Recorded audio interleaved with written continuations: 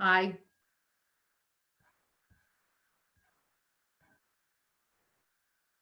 Hello. I think they're taking a few minute break to go potty and stuff. Okay, well, we're live, so Okay. we're gonna mute.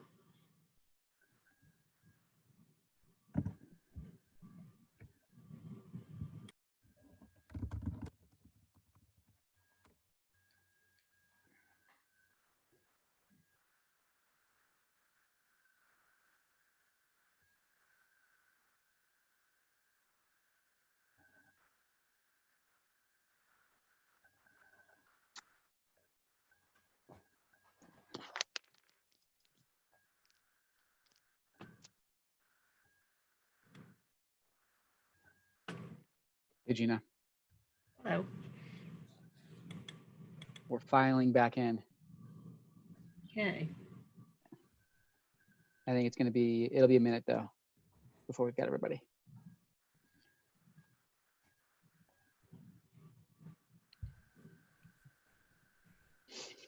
Hello. Hey, am I early? I think you're on time. We're on time.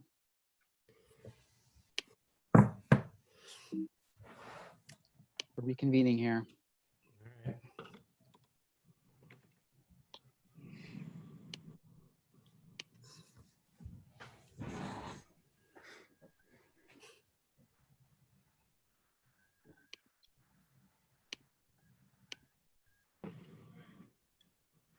Lisa, can you hear me?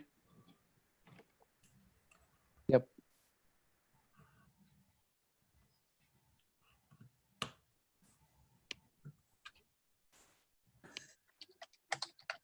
Do we have Can Charlie? you hear me? Your volume's a little low, Rich.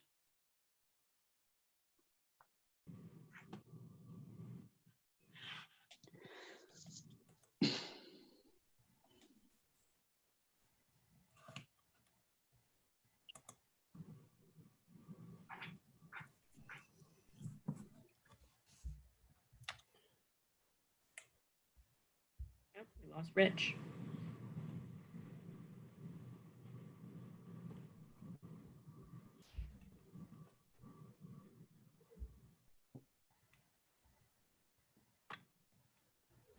Can you guys hear me? Yes. Much better. Oh, wonderful. I think we're missing Charlie. And after we've got Tim, we'll reconvene. And Celia. But Okay. Yeah, she's working on it right now. I'm just texting her. Oh, Joe. All right. It's launching as we speak.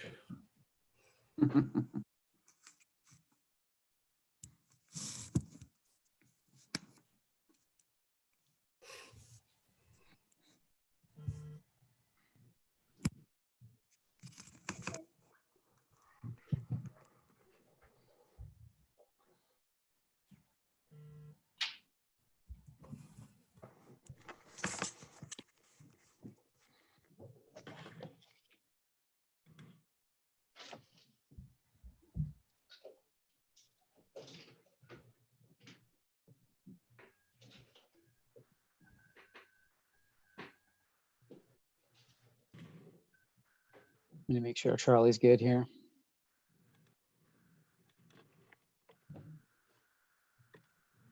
here he comes. Yeah, okay. Hi, sorry I'm late. Not at all. I think we've got everybody. I'm Alana Winnick again. Nope, I gotcha. I feel like there's a number of Alana Winnicks this meeting. Charlie. You're all yourselves now. Okay. All righty. Poor Celia's spinning. Now she's on. Oh, she's on. Where are you? Oh, there she is. Hello. I see her. She's on Look mute at though. Okay. I'm gonna hit the record button.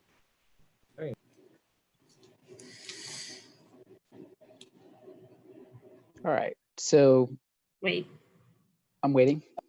it's connecting.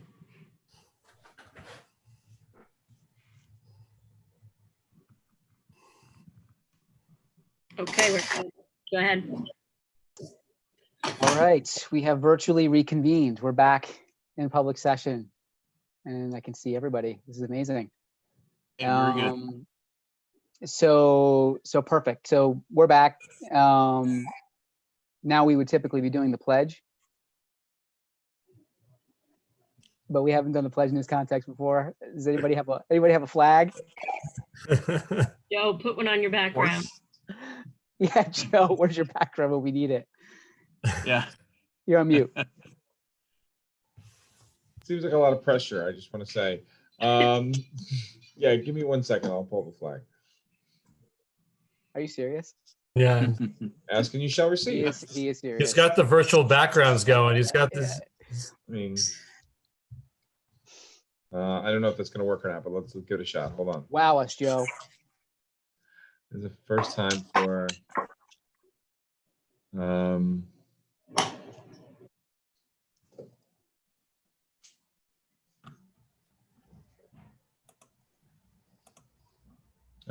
hold on. Move too fast. Hold on.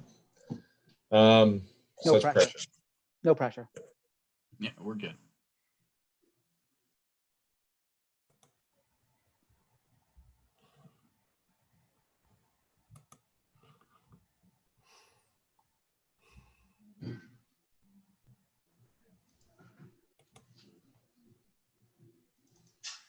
Look at Joe. Here we go. All right, very good. I'll do this. Joe, that means you have to lead us in the pledge. There we go. You signed I yourself. pledge up to it. allegiance to the flag, of the United United States States of of America, America. and to the republic, for which it which stands, stands one one nation, nation, under under God, God, indivisible, indivisible, with liberty and and justice justice for for all. all. For all. All right, And that's proof there's nothing we can't do. there we go. We got it. Okay, so all are present, which is wonderful. We would typically be doing a hearing for those present if we were in person. We're going to forego that step tonight since it doesn't apply in this circumstance, which is extraordinary, as everyone knows. And then we'll move to any correspondence, Gina, if we've got any. Sorry, I don't have any. Okay, Mr. Calkins, any announcements? I have some correspondence. I just kind of in general will relay the fact that we've had many of our community members reach out and thank staff members and our administration and our board and our food service and our support staff and for doing everything from certainly providing meals to great lessons to always being willing to communicate what the needs of children are and really kind of working together to get through this. The community has really been very, very supportive and have reached out constantly saying, what can we do? We're here to support. We appreciate this. And you consider that. So really, just I can't say enough about the support of our community in for the correspondence aspect. They've been absolutely super.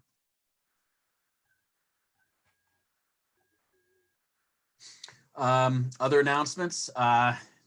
Well, certainly interesting times.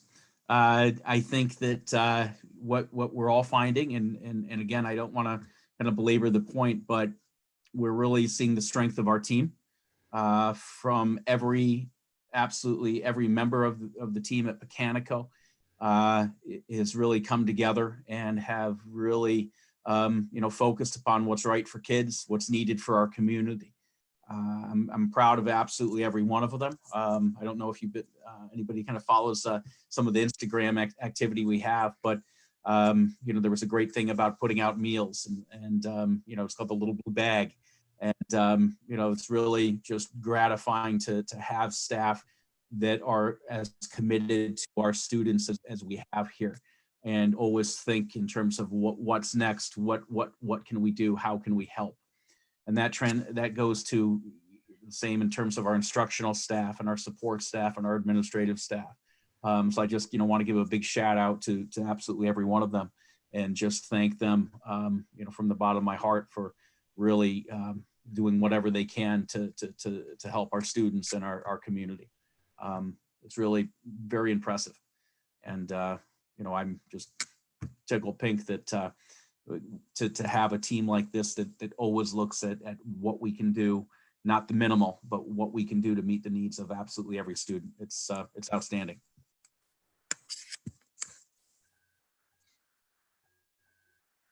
Other things to talk about. Just wrote a letter today and posted it to our community, letting them know that sometimes these forced times that we have with our kids and our families are wonderful, and it's a great time for not only kind of a reset and a recommitment to each other, but also a time for us to learn together, to discover together, and to support one another as we understand the important role that we all play in helping to combat this pandemic and really, bring it to a halt. I also spoke to the fact that I quite expect the governor to extend the leave provision for the schools, and in anticipation of that, I've let people know that we won't be coming back until at the minimum. And again, I truly believe it will extend until after break.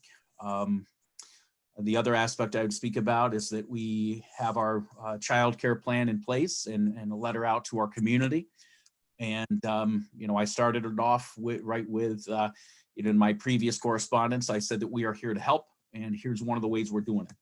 And so we are ready. We have 3 classrooms. We have some great people who have stepped up and will help to man that. And we already have 4 responses back from our community for the survey. So what we'll be doing is after we look at each specific situation, we will call them directly and have if they qualify, have them fill out some other associated forms from the Office of OCFS, the Office of Childhood, and the legal requirements in that regard. And so we're knock on wood, putting a plan in place to be able to open up Monday, for that. And again, it's a way that we can certainly help. One of the key aspects of that is that under this provision, and I know that people can certainly be asymptomatic, but the Department of Health has put together some guidelines for us to do this. And there's a limit of no more than 10 students per classroom. There's an element of social distancing in that regard, as well as before students even come into the building, both their temperatures and the parents' temperatures are taken. And the guideline is that anybody who's at 100.4 or greater, doesn't get in the door. And while certainly temperature is just one aspect, from the medical profession, the guidance from the Department of Health, it's one of the largest in that regard. And so, we will be tackling this issue. And hopefully, by us doing this, as I said in the letter, we do this so they can do their jobs. And whether it be in public health or as a first responder, as one of the other essential jobs that the governor knows is necessary to keep the wheels going. So that's kind of the summary of where we are and what's going on, and more to follow tomorrow, I'm sure. Rich, I know we'll do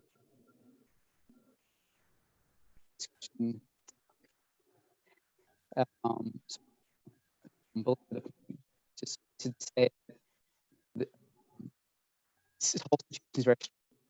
Yeah, you're cutting in and out. Yeah. Is anybody else having trouble hearing? You Yes. can't hear Yeah, me. you're muffled. How about now? Perfect. I just Very heard that. good. No. little Nope, bit more into the lost you corona- again. You were good a Okay. second ago. Okay. Sounds move like Call back in. Call back in.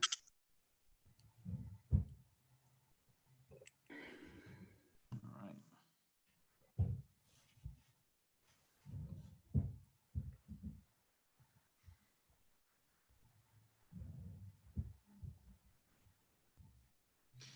I'm using my son's 3 screens that he felt was for gaming so I can have all this information around me. It's quite spectacular. Yeah. All right, guys, I'm back. I think I'm back. Can you hear me okay? You're back. You are, yeah. Yes. Okay. Much All better. right, so I won't push my luck. If there's nothing further, we can move on to the presentation for the draft budget. Excellent. We've been working right through the budget, and tonight Lisa's going to be presenting some aspects and the opportunity for us to really delve in and to look and see where our revenues are, where our anticipated expenditures are, and really look to solidify some of the programs that we're looking at, and to ensure that we have great things in place for kids. So, Lisa, I'll turn it over to you. Okay, thank you. So I'm using this document that Gina put in your library. And I know that there were some questions on some of the beginning pages, but I'd like to start on page 23 to begin with.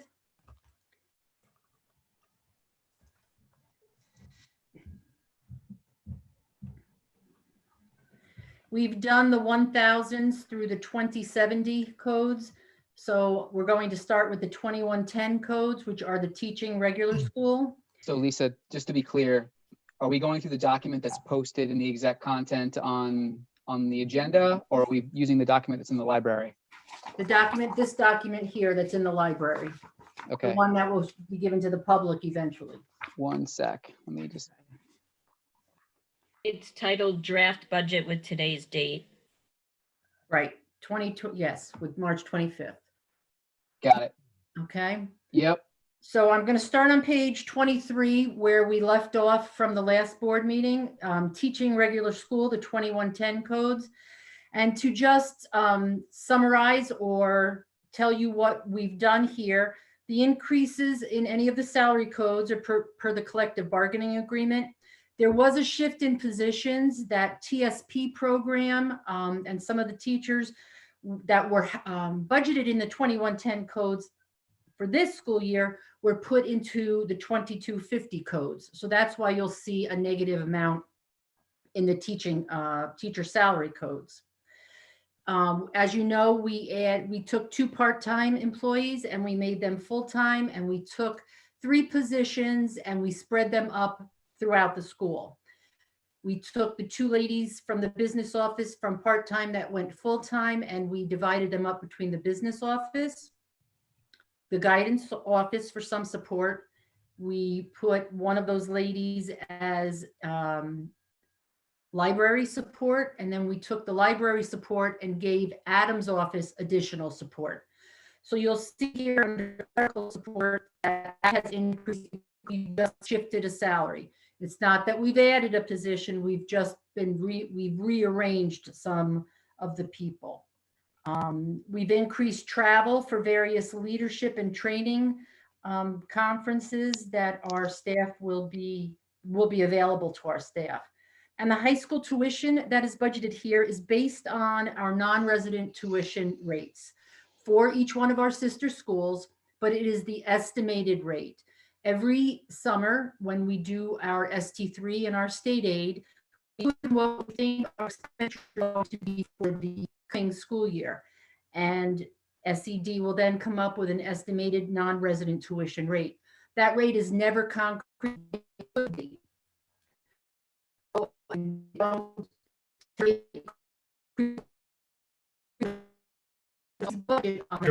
muffled.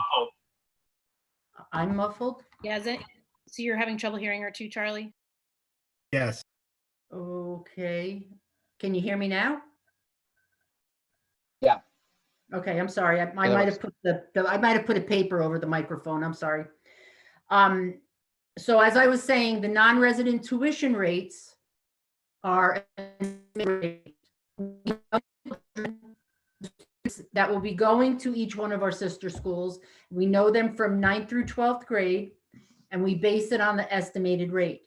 And then the agreements that we have with each of these schools are that we pay on the rate from the year before, because that is finalized. But then at the end of the year, when that school year's rates are then finalized, we have to make that up. So we are anticipating there is going to be an increase in our high school tuition rate. And then as far as the BOCE services are concerned, that's the incarcerated youth. And if you look at the history that I gave you of the last 2 years, we have spent about $1.85 million on incarcerated youth.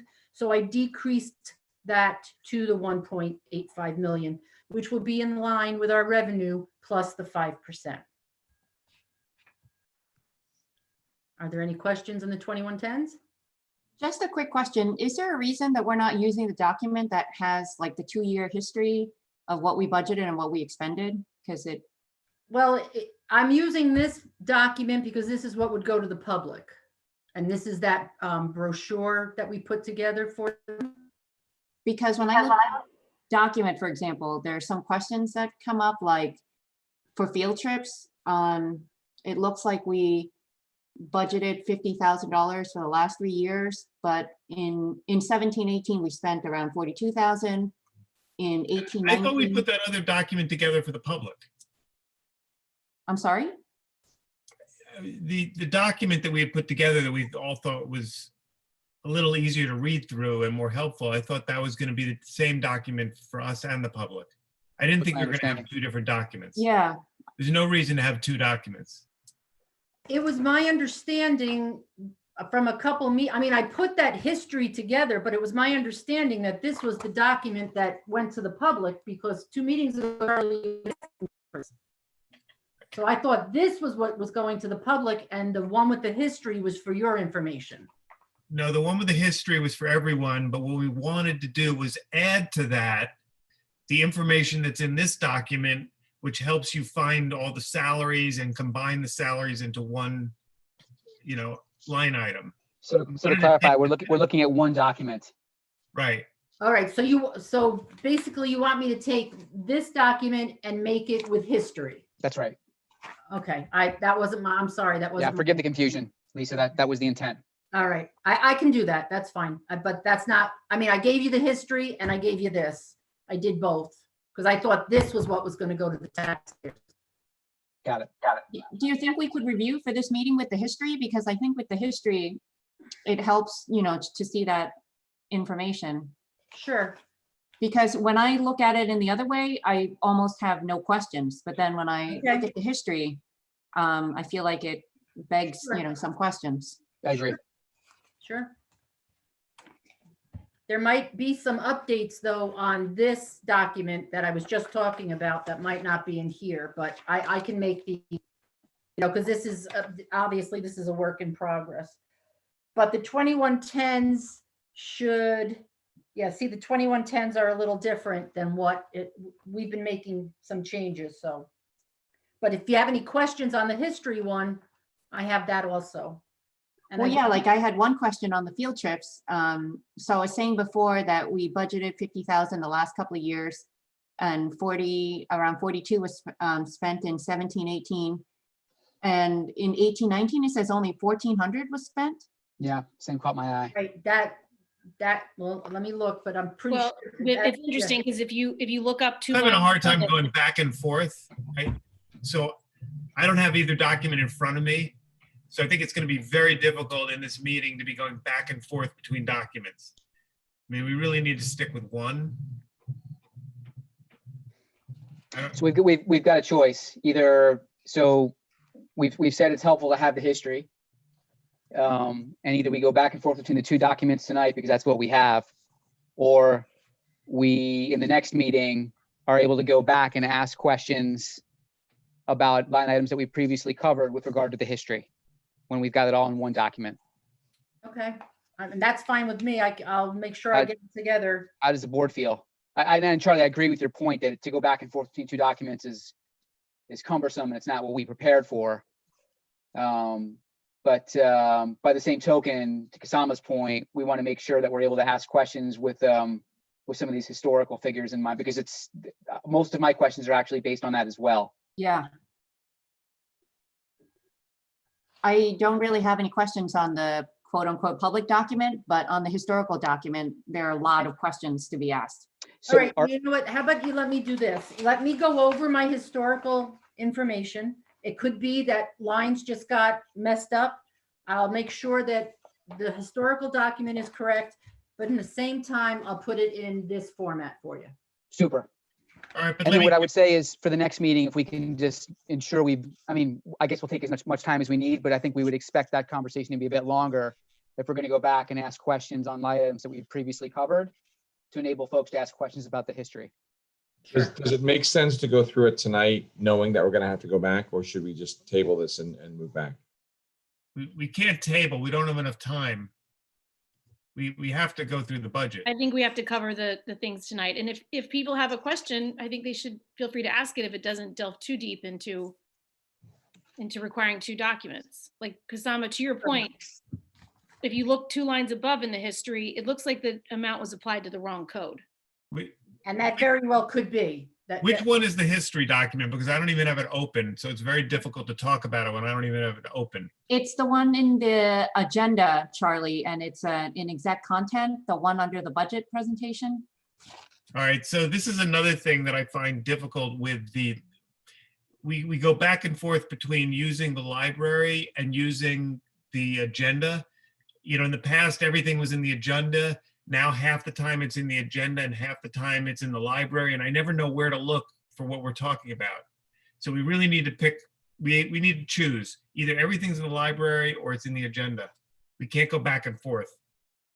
It Yeah, I makes it think much harder. the way we should be doing it is the documents that we're discussing in the meeting should be in the agenda. I agree.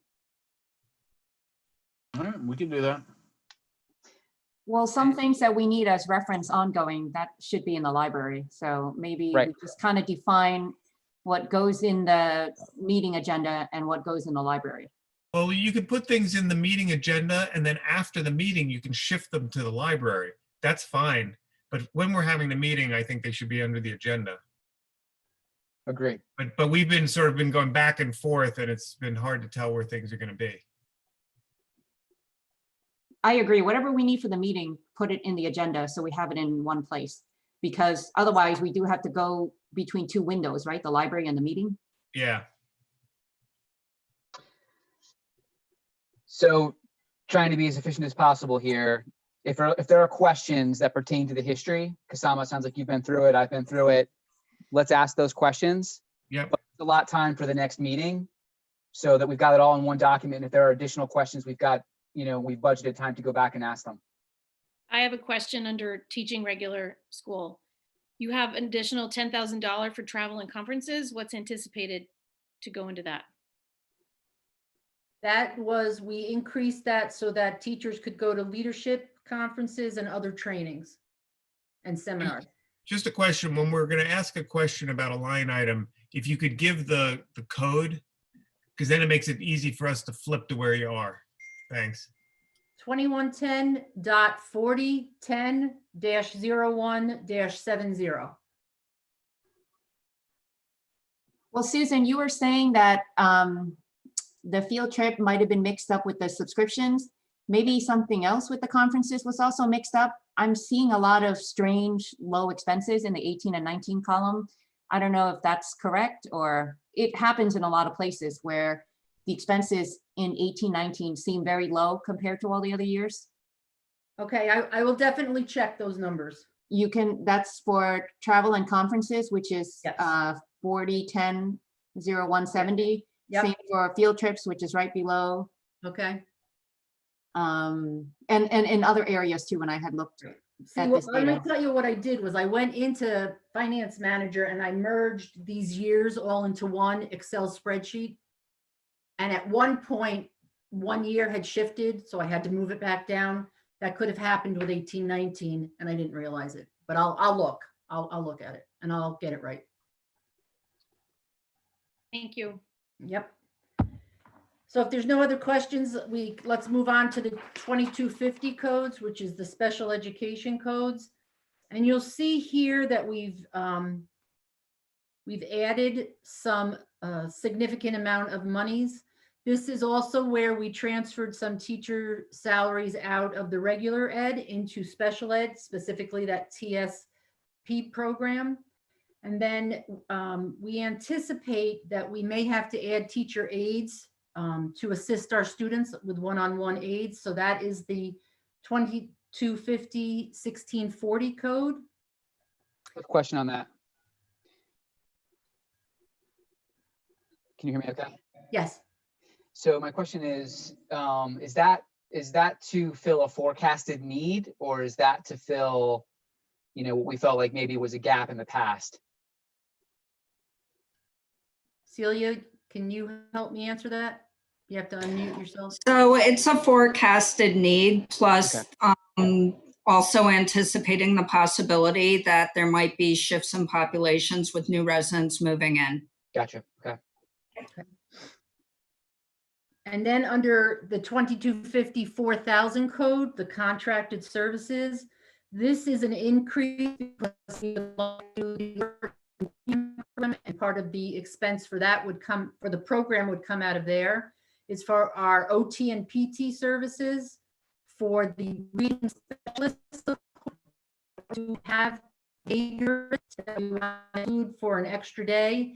And the social worker is also budgeted there, a part-time social worker, if that's what we choose to have. I was having trouble hearing you because you broke up. You said it's the OT, PT, behaviorist, Reading reading specialist, specialist. Is that someone that's in addition to is that someone in addition to the reading specialist we have on staff? Or is that covering the salary of our existing reading specialist?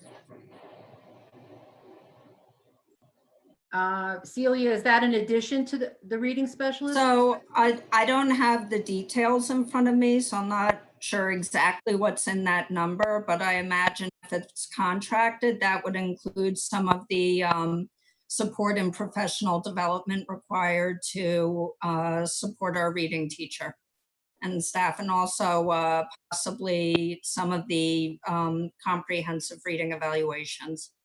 Okay, and then you also mentioned the possibility of a social worker. Yes, part-time social worker is also put there if we choose to do that. Lisa, just so I'm clear, what line item are we talking about? 2250 4000. I thought so. Okay. So Okay. other expenses, Yes, not contracted services. same thing. Contracted Okay. services is other expenses. Okay, Okay. And then under travel and conferences, we've increased that because if we do the Orton Gillingham program, we would send all of our teachers over the course of I believe it's a summer, and sometimes during the year, we would send them for training, and it's a 10-day training. So they would have to go to that, and they would have to stay overnight. So a large portion of that is for that. Then under tuition for special schools, we have decreased that due to the cost of out-of-district placements and things that aren't run through BOCES. This is a private tuition. And then tuition special ed high school, again, that goes according to the non-resident estimated tuition for our 3 sister schools. And BOCES services are increasing at least by 7%. And as I had given you the history, not so much the history, but this year of our BOCES expenditures along with the service request book, so you could see what it is and what we're getting. BOCES in Westchester County does not hand out initial service requests so they can see what their component districts want. They want all of that back to them at the end of May so that they can then set their budgets. That's not commonly known because how do you hire teachers if you're not going to have to fill that class? So some of these numbers that are budgeted for BOCES, we have to use our own judgment. Some numbers they have given to us because they have set those rates. Lisa, can I ask about the tuition, both for grades 1 through 8 and high schools? How do you budget those numbers? Okay, so the tuition special ed high school, I have those numbers. I know who is going where. I know if they're special ed or regular ed. And I use that estimated non-resident tuition calculation by the state education department to figure out what the estimated tuition will be for them. And then the tuition special schools, those are private placements. Those are students that we place out into a private school. So those students may have aged out, may have moved out of our district, or may have been brought back to a BOCES program. It could be any one of those. So Celia gives me a list of those students and the schools that they will be attending or are attending. And then we find what the tuition is for them. And that's how we budget. So how close to the actual estimate do you get to? Do you provide a cushion in case we have Yes, people moving in? yes, definitely. There is definitely a cushion in the special education and in the, I'm going to tell you, in the regular tuition billing for at least 2 students that could possibly move into our district. I think it'd be helpful maybe for the future, just as a separate thing, to have the number of students, maybe, you know, a historical and what we're estimating. So then we can get an idea, I guess, of what that cushion is, or if you have a formula that you use for the cushion. Sure. Yep, I can do that. I have that. I have a spreadsheet. Right. Given that I'm sorry, given the different rates you have at the different high schools for special ed, do you have a ratio or what, how do you make that projection? Well, I know the number of students that are going, and then I find out, I get the estimated non-resident tuition form from each of those 3 schools. And then on that form, it'll tell you how much it costs them to educate a regular education student and how much it costs to educate a special education student. And those are the rates that I use. Gotcha. And what about our 8th grade that are going into 9th? What kind of Well, they just recently finished completing the process of where they want to go. And then what Linda does is adds them to her spreadsheet. She'll graduate the 12th grade from those 3 schools and add the 9th grade. And then that's how we budget for the next year. And then we keep up, like Rich had said once before, quarterly, when they send us the bill, I have Jane go over the bill. They must send it to me with their name, their mailing address, and their physical address. Then I give it to Jane and she verifies that the students live in our district so that we can verify that we're paying for people who are ours.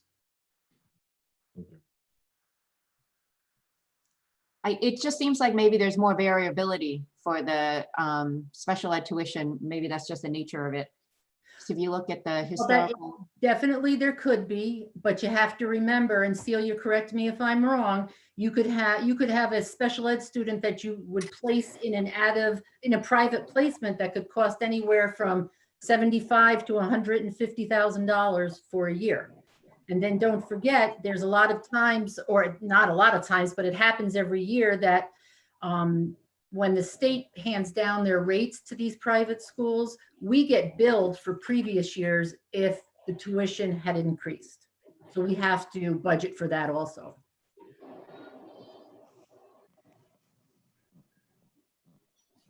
And also some of the 1 to 8 grades will move into high school tuition from one year to the next. So it depends on sort of the cohort distribution as well.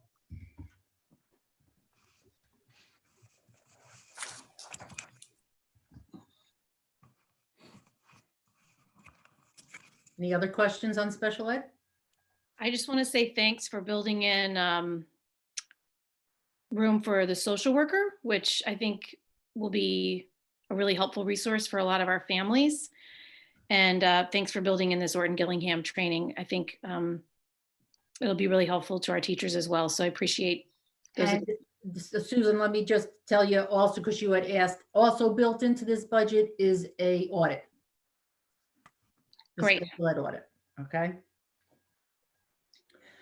Okay, if we move on to the 2630 codes, which are computer assisted instruction.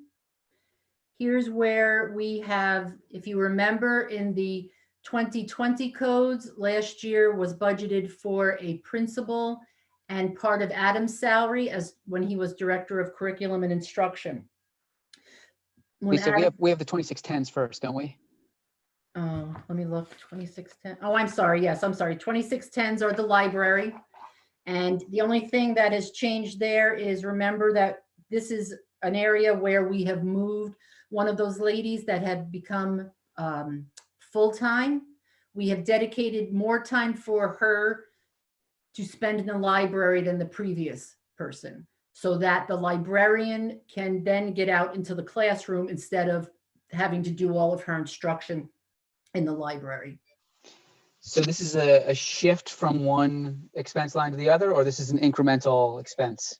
This is one of those business office part-time employees. Mhm. This is 0.8 of her salary that is being moved here. Moved here. Okay. Right, to replace the person who was there, but this is a little bit more time.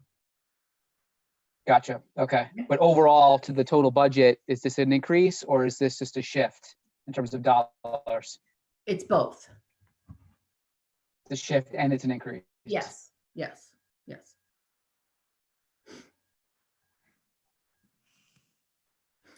Did you say 0.8 of her time? Hold on, let me look before I say, yes, 0.8 of her time, yes. And then she's going to spend the other 0.2 in the business office? 0.1 in the business office, 0.8 in the library, and 0.1 for this year as a one-on-one aide in transportation. We have a student in transportation that she has been with for many years, and we felt that it was best for her to stay with this young lady to the end of this school year. All right, thank you. Mhm. Then the 2630 codes are the computer assisted instruction. And if you remember, as I was saying, we had the principal and part of Adam's salary under the 2020 codes.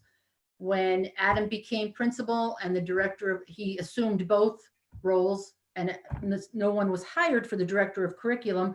We took that portion of that salary that was budgeted there and shifted it to the computer assisted instruction, as well as some more money so that we could hire technology personnel and or contract services outside, or do a combination of both to help us internally with our computer instruction.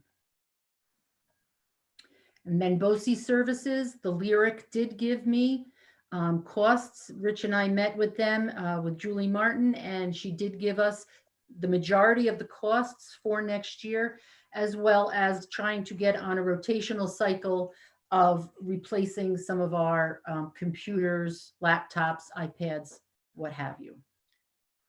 Lisa, how does it happen that we spend a lot more or a lot less under BOCE services? Just for any category, there seems to be some swings.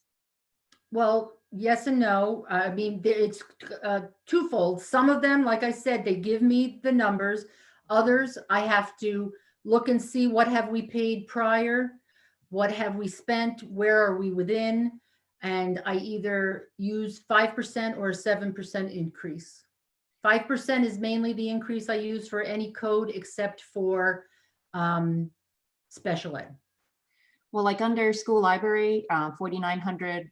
We've been able, yes, we've been able to stay within that dollar amount, and I don't anticipate that that is going to really increase. There was a year where it did increase, but we've been able to accommodate it. Thank you. Mm-hmm. So I have a question with regard to the computer assisted instruction salary. So we're budgeting 225, and we're saying that that can accommodate a mix of faculty, contracted services. Do we have a sense of, if it were, are we saying that, we're, accommodating the potential flexibility? Or are we saying, I guess let me phrase it differently. Are we expecting to do both and therefore we're budgeting for it, or we just don't know yet and we want to leave ourselves the flexibility? So I think that it's kind of a combination thereof. Number one, we know that we need, and previous to this challenge, I think Joe spoke to this last time, that he and I had met, had a great meeting, and really had come together in terms of what the needs of the district were, and we're ready to put something together. And I think we're still going to do that. Mhm. It's on certainly on the list next week to get that out. So the reality is we need to have someone who's in control of this, and where we've been able to, come very far, very fast, with many people kind of wearing many hats and really grabbing people from outside and harnessing their expertise. But what that number does is it provides us the opportunity to have at least one full-time person here.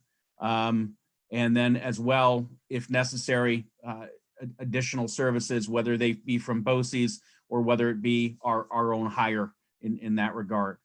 So yeah, it provides both, because, I think we're seeing right now, the reality is that without that tech support, and in particular, without that support for our teachers, and our parents in this, we would be at an absolute standstill. So, Yep. that figure is certainly there and necessary.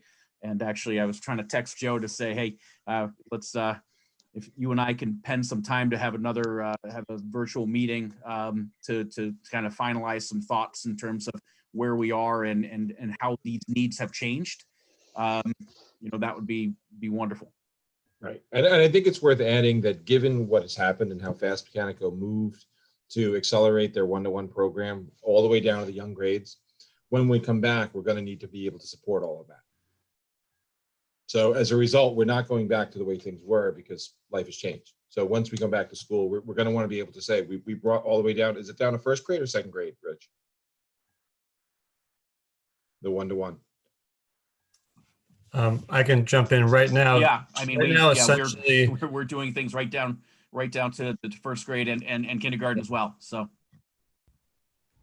we're not going to want to stop that. We're going to want to kind of continue along those ways. So it's trying to find ways to support the immediate and unexpected growth that happened. yeah.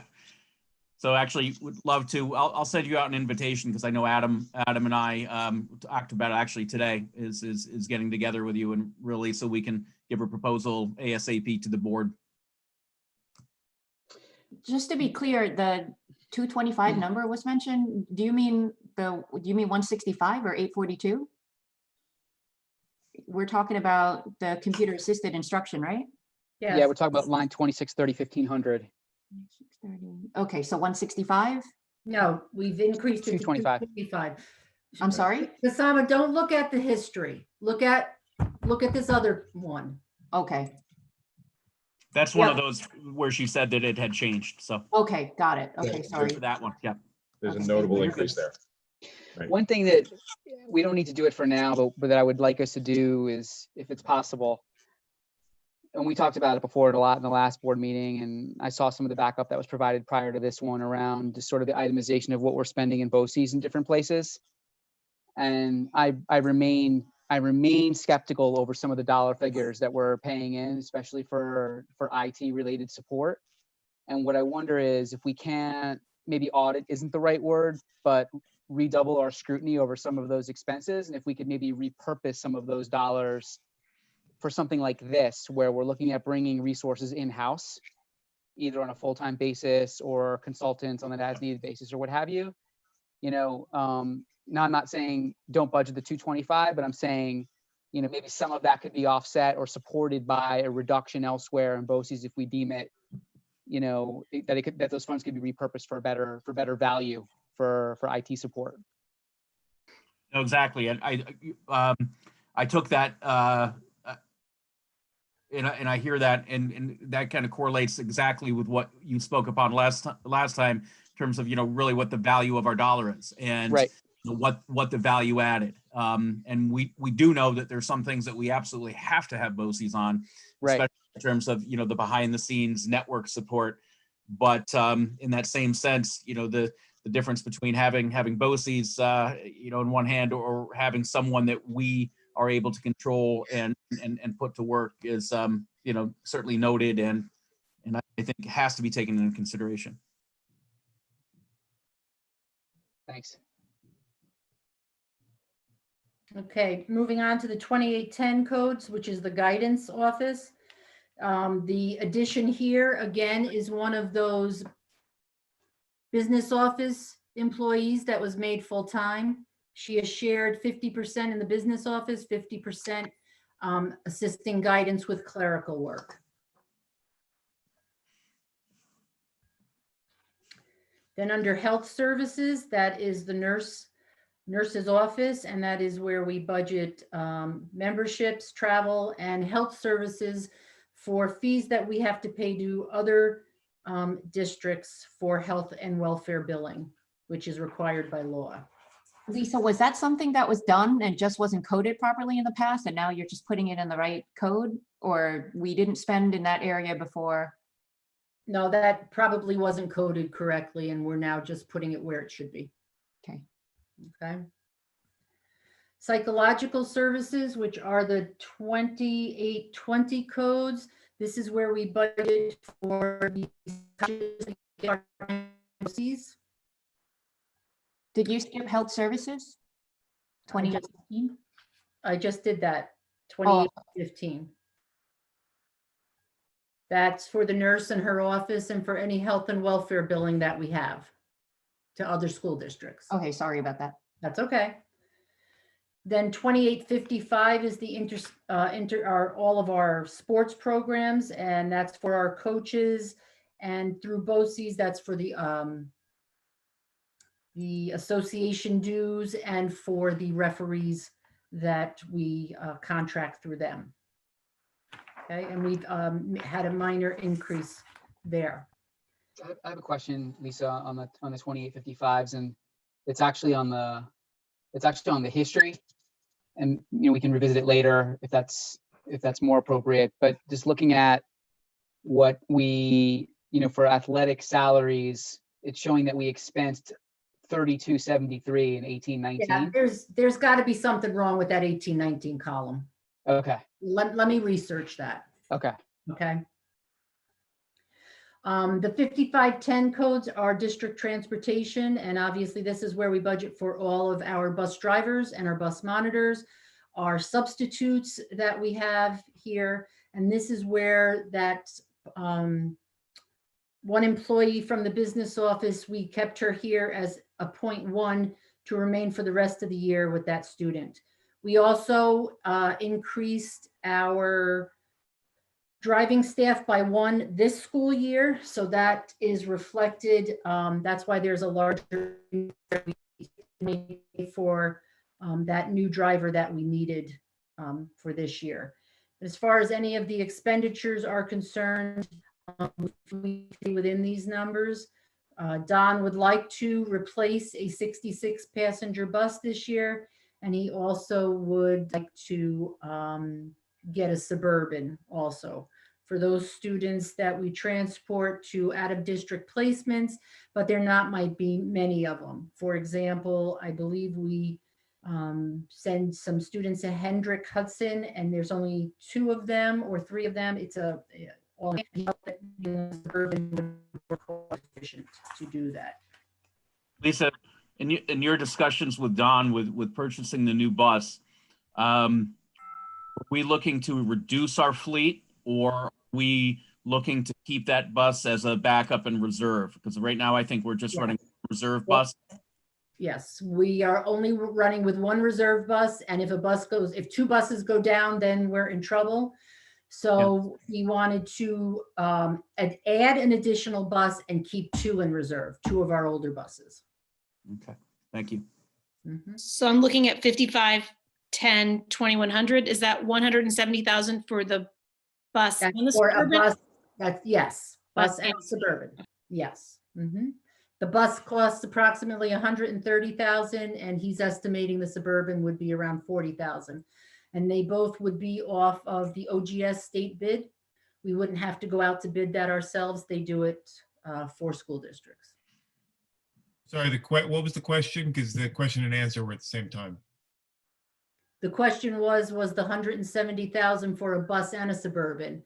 And Okay. yes, that it is. Bus is approximately 130,000, and a Suburban is approximately 40,000. Thank you. Mm-hmm. And Lisa, You went through this, but I just want to reconfirm.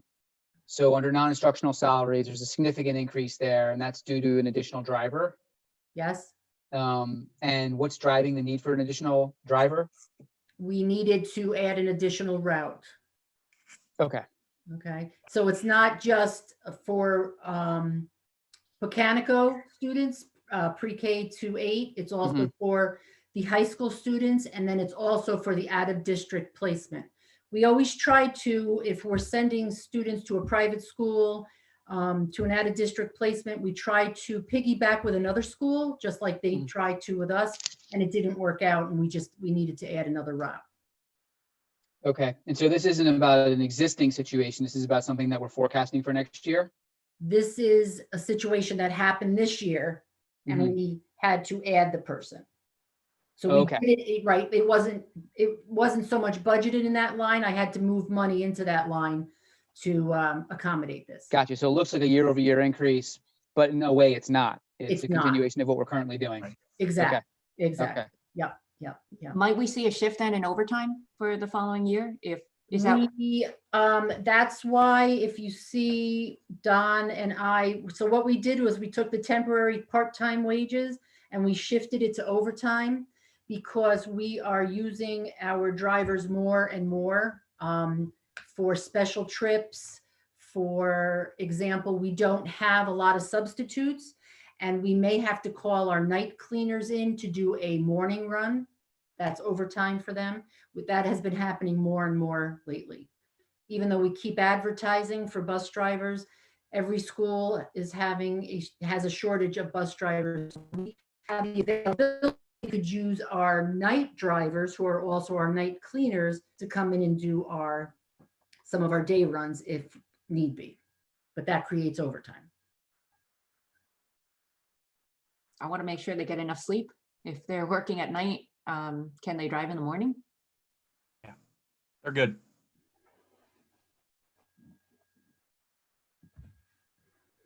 And then the 7140 codes is community recreation. We didn't do anything in those codes because if you remember, we have that agreement with Rivertown that rates would remain the same for the next 3 years. So we didn't increase anything there. The summer day camp, if you remember, we increased the director salaries and we anticipate an increase in the staff salaries, but we've kept all of the expenses again the same, and they will budget within these parameters. On the river towns, we did discuss that the salaries would remain the same, but I think there was a discussion that they may be able to cut down on the number of hours. So we were expecting to see some savings. So we're expecting the costs to go down. So I think the discussion when we looked at that was that we saw some shifts in hours and we wanted to make sure that the services were still there. And that in part is how he was able to hold the costs at 180. That's what I remember in that regard. You did ask me to go back to him and see if there's other areas that we can reduce hours while at the same time ensuring that we have, the requisite coverage and services. Yeah, but I think he did find that, for example, a gate guard could be one of his extra lifeguards. And then if the pool got busy, they could do without the gate guard or something like that. There were, I remember that there was a savings because we were keeping everything at the same level, but he was reducing staffing. And he said that if the pool got crowded, he could pull a lifeguard from another pool quickly. Yes. To cover it, but I thought that we were expecting to see savings. That's all. Okay. Well, let me check further on that. Actually, David is doing final review on contract, so I'll pull that and see where we are.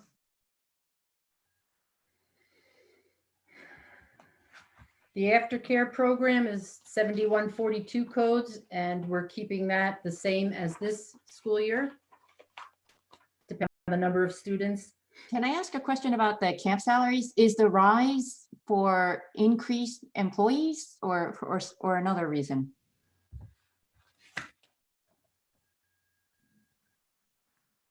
Well, that's all going to depend on how much staff that they need. So that's based on an estimate of what Ryan and Carrie have discussed with us. And that could actually, that could go down. That's, it all depends on how many kids sign up. I'm sorry, I worded that question not so clearly. There's a big increase from 1819 to 1920. I guess the increase from 1920 to 2021 is not such a huge increase. Yeah, like, I didn't see that. I thought hourly wages would stay where they were. I'm just looking at Minor increase. historical. It's around 167, 17 and 18, 168 for 18, 19, and then it goes to 224, 19, 20, and 228 for 20, 21. But maybe it's problems with that column. I think It Lisa could said be, there were yeah. problems with the 18-19 column. Right. So we keep going back and commenting about 18-19. It seems to be the same column that we keep asking about. Right. Yeah. I would completely disregard that whole historical thing and let me look into it. Okay. Yeah. All right. In this case, the 1718 is also pretty similar to the 1819 as far as the expense. I mean, we can hear from, the confirmation from Lisa, but it seems to me that it's just a forecasted budget versus an actual in terms of whoever we ended up actually staffing. And I do remember regarding camp, a few years ago, there was a decision to hire teachers as opposed to college students and younger adults, where we went to people with more training with managing children and managing counselors. So that may have been the year when they went to a more adult oriented, model, like teacher, Yes. they were hiring fully licensed teachers. yeah, and that rate is, therefore higher, and you're correct. And in fact, they speak to the efficacy of the program. They look at that move as one of the greatest things they did to be able to ensure the safety and well-being of the kids, and especially making sure that we're able to provide services for all kids. So, yeah, that's a good point. Okay, noted. I'll stop looking at that document.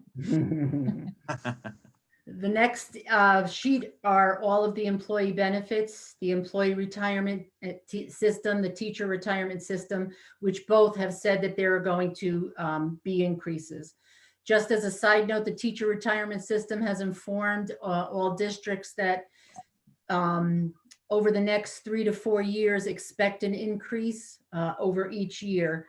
Though they didn't give an explanation why, but there's going to be an increase. And this increase is anywhere between 9.5 and 10.5%. And they haven't released what the actual rate would be. So we use what's in the middle.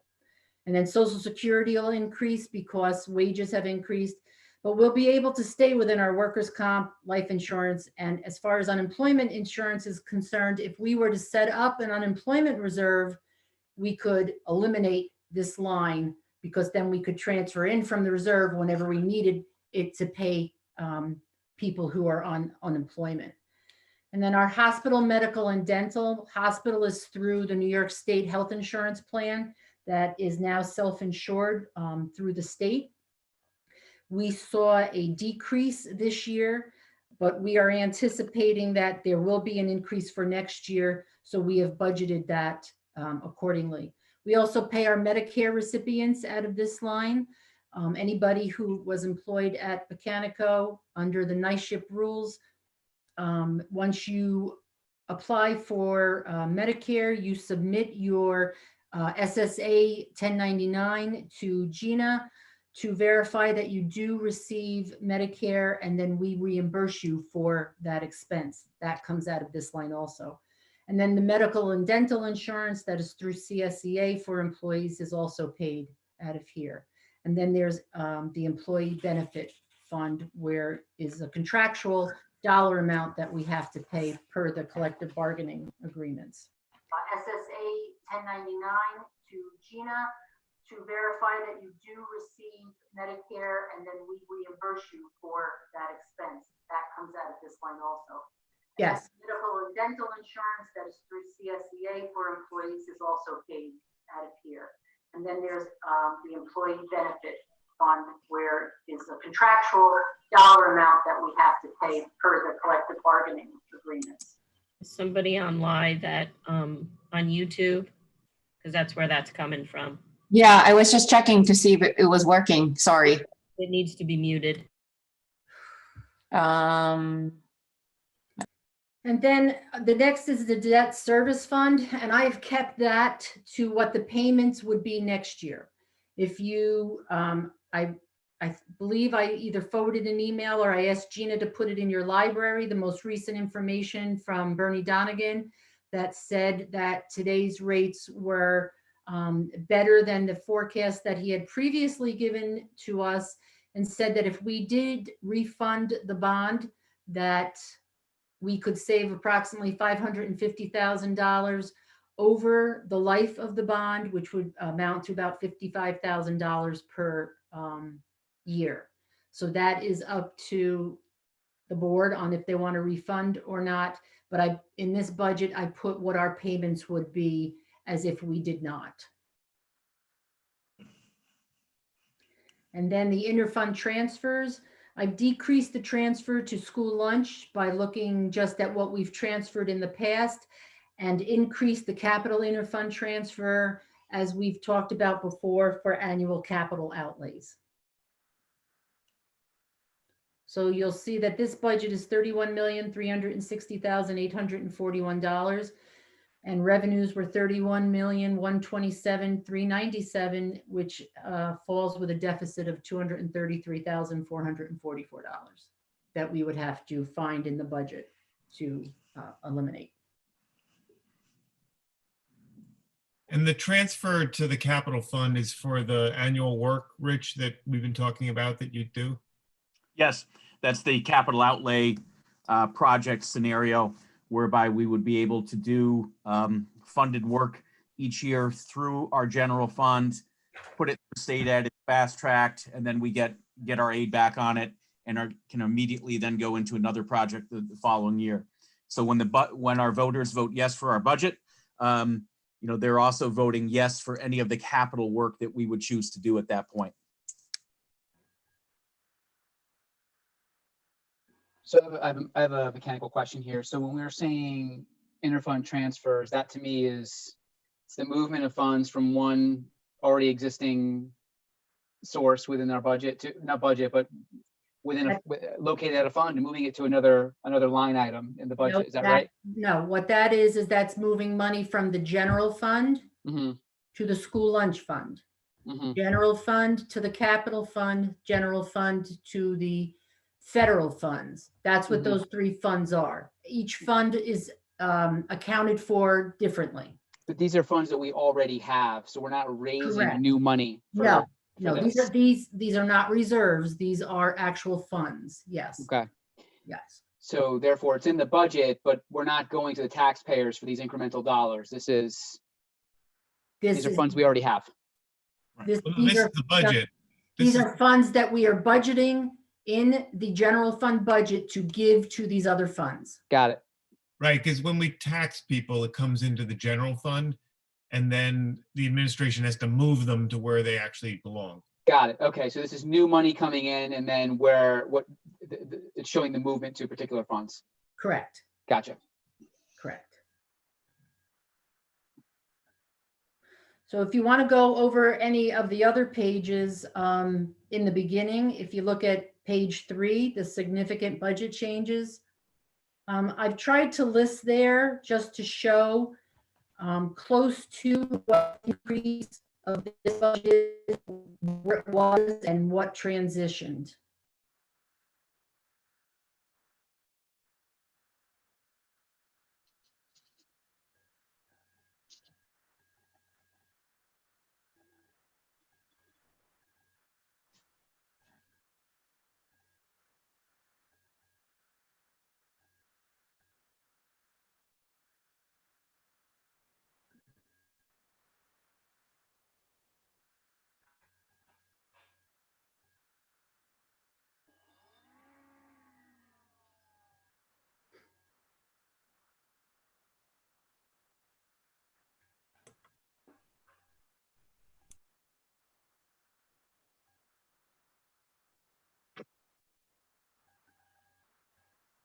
there any questions on that page?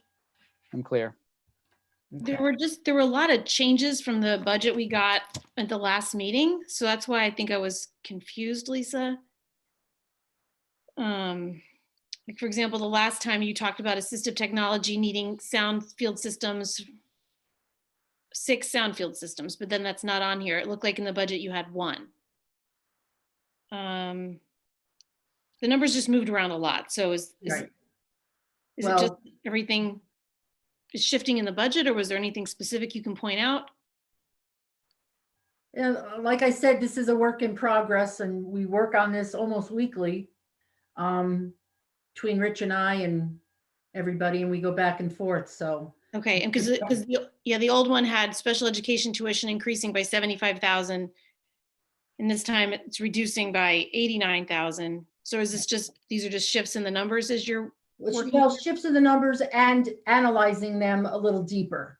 Okay, All right, Celia and I met extensively over her budget to decipher where we needed it, where we didn't, what she thought was going to happen, and what she forecasted. So this is, in the past, as I think as Sama mentioned, we've always had a deck with the full budget. And then we would get all changed pages, and then we could go through it and there'd be an explanation of what's changed. It's almost like redlining, but not really. But that way it wasn't a moving target for us. If a lot of things move in the 2 weeks between board meetings, but we don't know why, it makes it a little harder for us to understand the budget. Got it.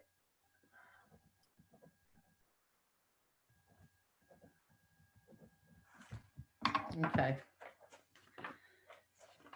Then if you look at page 6, Charlie, you had questioned this page, and I have spoken to Ira twice since asking him to double check the numbers, and he has checked them multiple times. He feels that these numbers are correct. And what he says here is that these 2019 AVRs incorporate assessed reductions for Douglas Hill and US land settlements that he anticipates will happen in the next school year.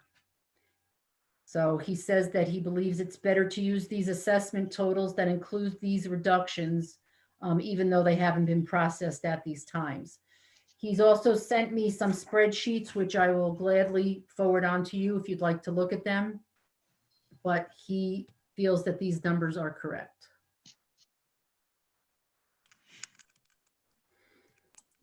Lisa, I have a question. I only have 2 years experience doing the budget. In those 2 years, I don't recall there being a difference between the revenue and what we're budgeting. Can we just stay on the same page? I'm sorry, Kasama, we were on page 6. Oh, I'm sorry. I thought you guys were done. Probably to page 30. We'll get there. Sorry. We'll get there.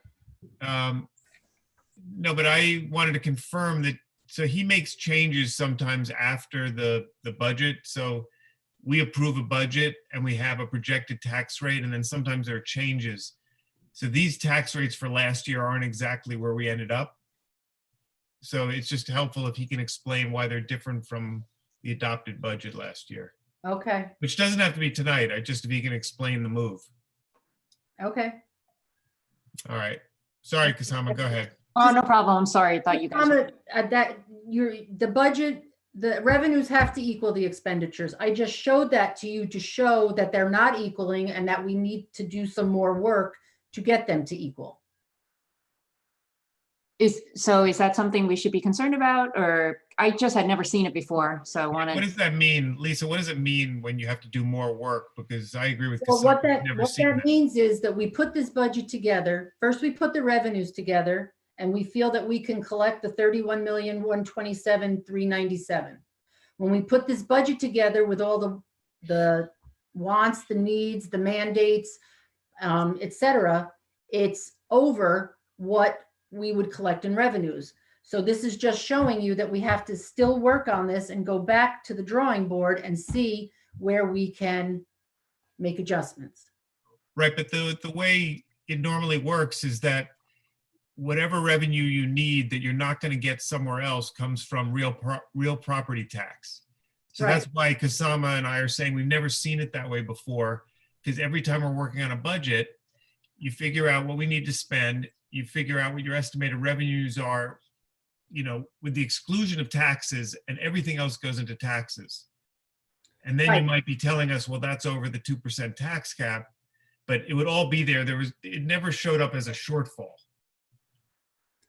I left it as the 50% plus one majority because I was under the assumption the board didn't want to do the 60 or tried to go for a 60%. So I was just showing that this is a draft budget. It's a work in progress. Here's where we are at this time, that we're going to stay within the 31,127,397, but we're still working on it. As opposed to cutting, you know, things out of here on our own.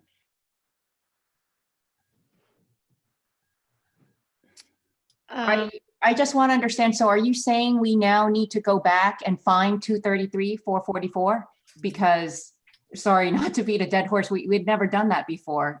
Go back to the whole budget and try to find cost I savings. think that Rich can correct me if I'm wrong. I think what we need is to get direction from the board. Where do you want us to be? Yeah, I think I agree with Kasama. I think what we've done in the past is the numbers are what the numbers are. And then the administration says, look, if you want the budget to stay as it is, you need a supermajority. So we're just warning you that if you leave the numbers there, you need a supermajority. The amount you need to cut to get down to the 50% plus one is 233,000. We've just never seen it that way. It's just a different presentation, that's all. So that's the difference. That's what was confusing, because I agree with Kasama. I've never seen it that way. The budget is what it is. And if we wanted to adopt that budget and put it to the voters, it would be what it would be. And then the expected tax rates are what they are. And we need a supermajority. Right. Correct. I have a related question to that. We haven't talked about the other appropriations line. Has anyone done the analysis to understand exactly what we're going to need for our tax cert for this budget year? It was my understanding that it was the $2 million. So we were going from 2.5 to 2 million. Is that the number that you used in here, 2 million? Yes, yes. Yes, that's what's in there now.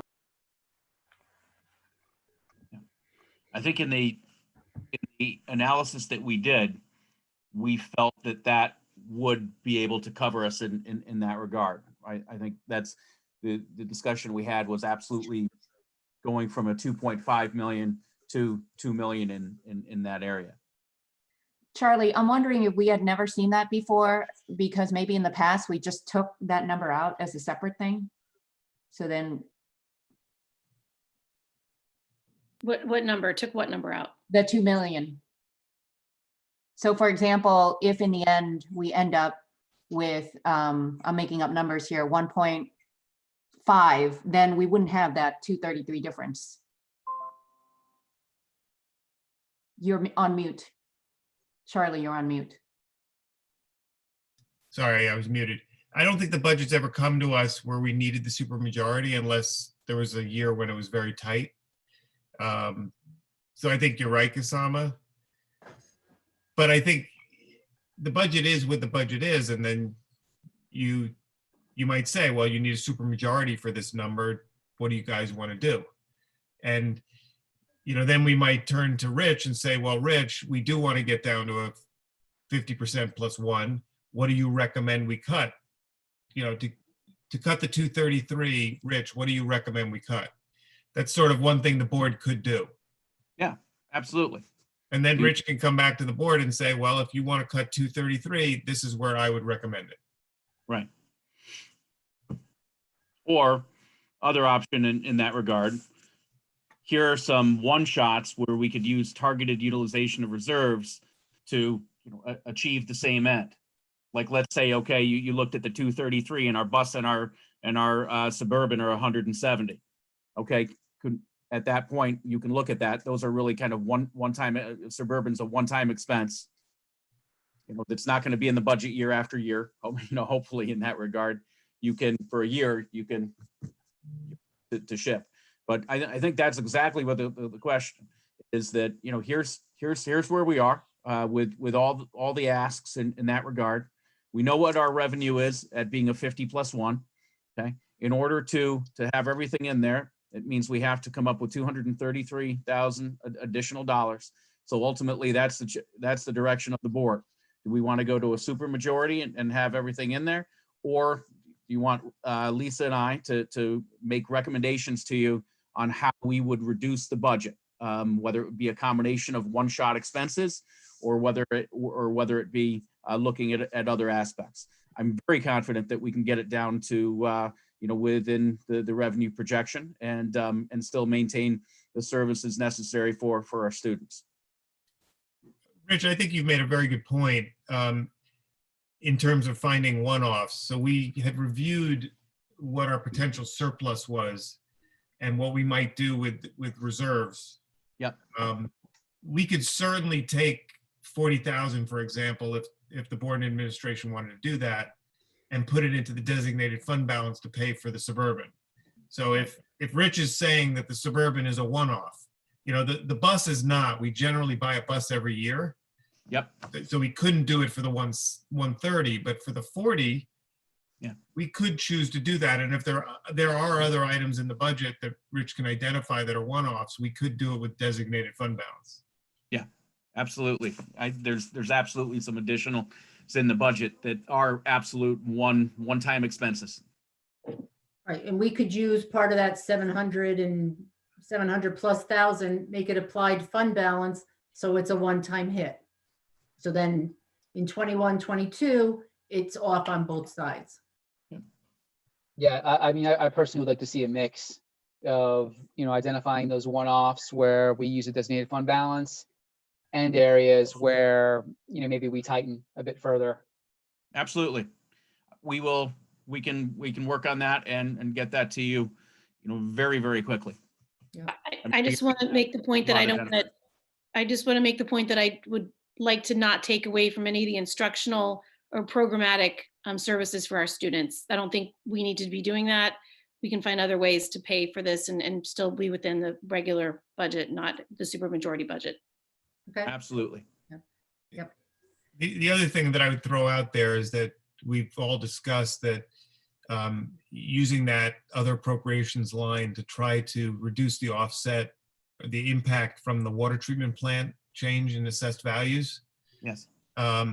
You'll notice, I don't know if you looked at it, but on the page 6 where Lisa has the calculations for our projected tax rates, because of the change in the assessed value, or I'm sorry, the equalization rate for Mount Pleasant, people in the town of Mount Pleasant are going to get hit with a larger tax increase. And that's purely because when you drop from that 0.142% to 0.14, it's like, it's saying that everybody's property value in Mount Pleasant went up, and it goes up relative to Greenberg, and therefore their taxes go up relative to Greenberg. And it's like a 2% increase or thereabouts. Mm-hmm. So that's, one thing we could consider, which is more than we'd wanted to do it, but we could reduce the 2 million a little further, which does two things. One is it reduces that 233. Like if we went from 2 million to 1.9, then Rich only has to find 133. Yep. And the second thing is it would reduce the impact of the tax rate increase in both towns. But it might reduce Greenberg to 0.4, and it would reduce town of Mount Pleasant to an increase of 1.9 or something like that, or 1.8. So it's another, it's food for it's thought. another tool. Yeah, no, and it's a great point. And in that regard, I think that what I'm hearing is the board would like a combination of some options that we can achieve this end, and so we'll certainly provide a couple different alliterations. I mean, mentally, I've already identified basically about 110 of one-offs that could help in that regard. And then if we look, to me, it's almost like a third, right? Perhaps we could go a third from one-offs, a third from that reduction of that line, and then a third in other areas. I agree with Susan. I don't want to see any reduction in services or programs or anything, related to what we provide for our students. Even if it's an enhancement in this budget, I'd like to see it kept. I agree. Yeah, I think we're all on the same page there. There have to be areas outside instructional aspects that we can. And that's what we like to hear because we're in the business. Yep, that's what we're doing. Okay. Yep. Could I just ask one question, just Cool. so I'm clear? You want me to take the history and put it into this format, but I'm not going to be able to put all of these columns in. So Right. I'm putting in the actual expensed amount for 17, 18, and 18, 19, the original budget for 19, 20, and the proposed for 2021. That works for me. So Say you're again, adding 2 Megan. years of actual. Right, 2 years of actual 17, 18, actual 18, 19, what was budgeted for 19, 20, and what's proposed for 2021. Yeah, that's great. When you say actual, are you referring to what was expensed or also Yeah, original? But what was expensed? I'm not going to include 17, 18 original budget and 18, 19 original budget. Because I'm not gonna have enough room on the paper on an 8.5 by 11, unless you want me to make this budget brochure legal size. Please don't. I'm printing it at home. Yeah, personally, I'm fine with any format as long as you can get it to fit. How about I do this? How about I run through a copy and I'll obviously show it to Rich. I'll run it past Al. Al, you tell me if this is what you're looking for, and then we'll go from there. Sounds like a plan. Okay, you got it. I just don't want the format to prevent you from adding in those columns because, for example, it's like light blue highlighted with these, certain size columns, all of that can probably be played around with. Yes, definitely. I just want to make sure that I can fit all the columns in. Okay. I see on the historical document, you have that on a different size paper. That's why you, Right, that's on the historical is on legal size paper. okay. If I were to, I could fit it on here, you'd need a magnifying glass. No, that makes sense. So you'll just take out the original budget and just put in the expense, 2 additional Correct. columns. Correct. Yep. That sounds good. Yeah, Okay. that's great. You got it. Yep. And Cool. Charlie, I'll send you those documents from Ira, or unless you all want to see them. I can have Gina put them in the library. Yeah, put them in the library. You might as well. Okay. All Thanks. right. Lisa. Yep, you got it. And so just to reiterate, I think what we've already said in brief, I think the goal would be next time we convene to have the revenue match the expenditures with Got it. the trade-offs that you've outlined, Rich. Yes. Perfect. No Yep, problem you got it. whatsoever. And I will, Rich, between you and I'll get this to you guys by the middle of next week so you can look at it the way, in the format you want it. Super. Thank you. All right, you got it. Thank you. You're welcome. Thanks, guys. Good work. Anything further on the budget before moving on to the next item? If not, then we're on to the approval of the minutes from the March 11th meeting.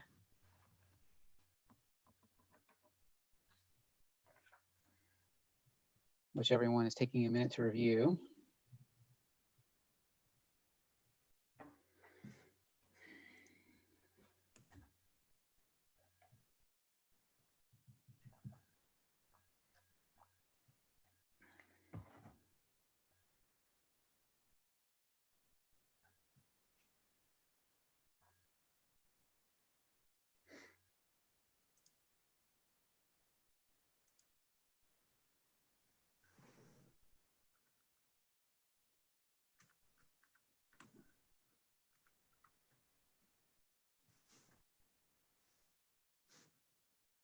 So I have a question about, so in the minutes under old business, we spent some time talking about the resolution for the EPC.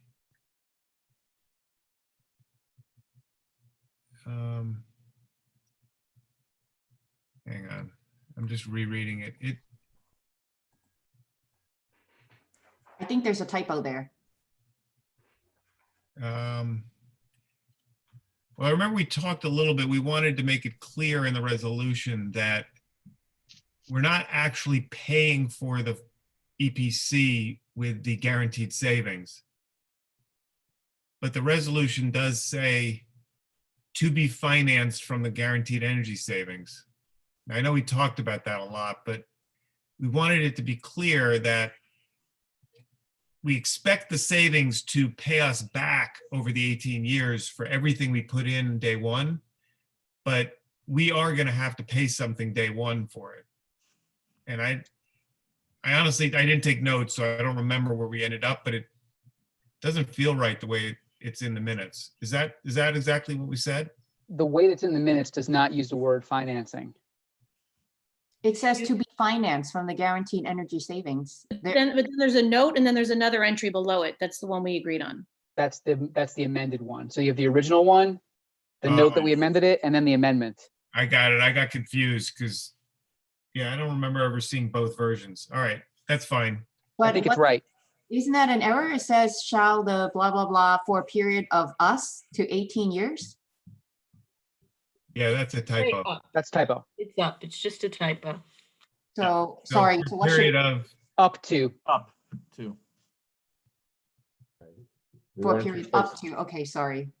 the cost of which will be offset. That's right. That's the way Yep. we did it. Okay, Right. thank We didn't you. like the word finance, right? Thank you.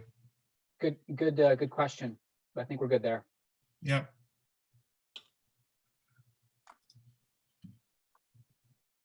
I'll make a motion to approve the minutes.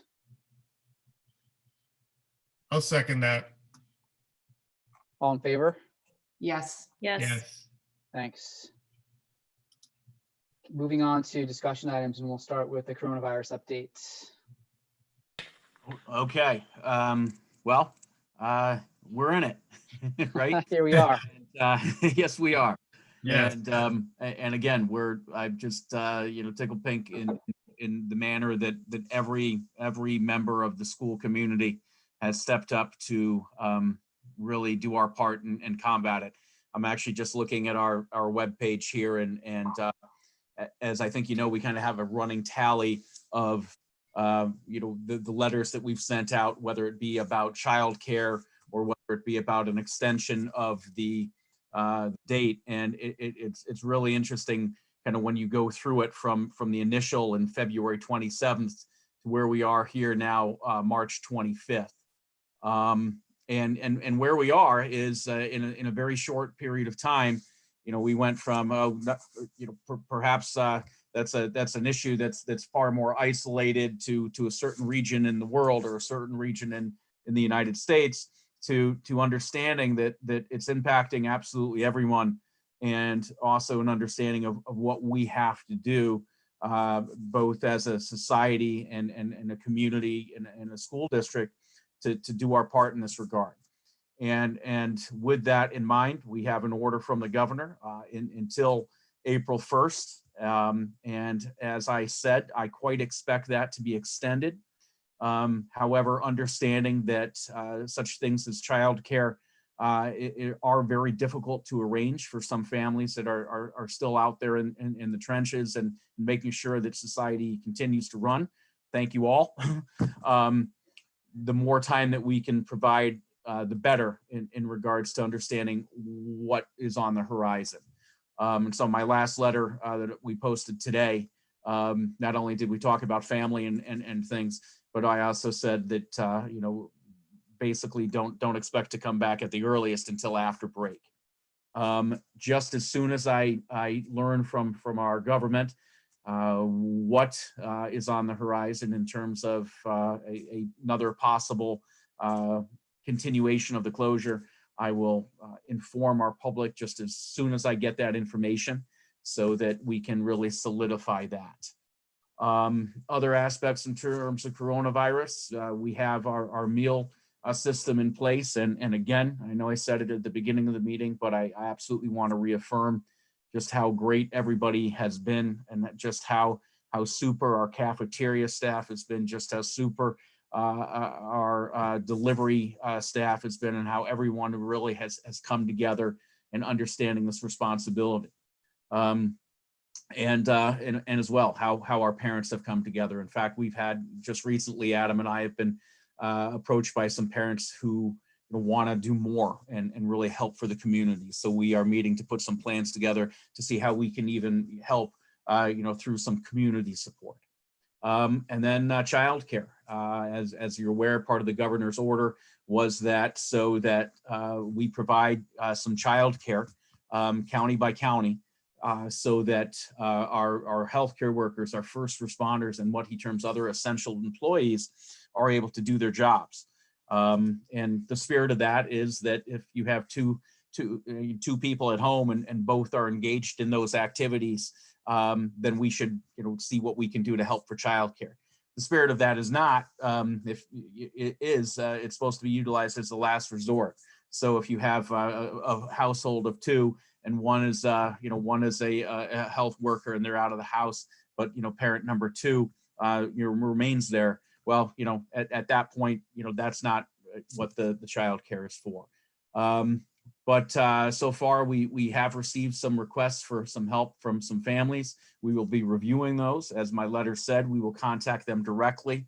There are some, if they qualify, there are some other associated forms that they will have to sign, just everything from allowing us to provide emergency care if necessary, to them understanding what their role is.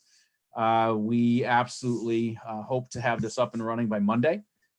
We are confident we have the rooms, we have the personnels, and we're finalizing some other pieces in that regard.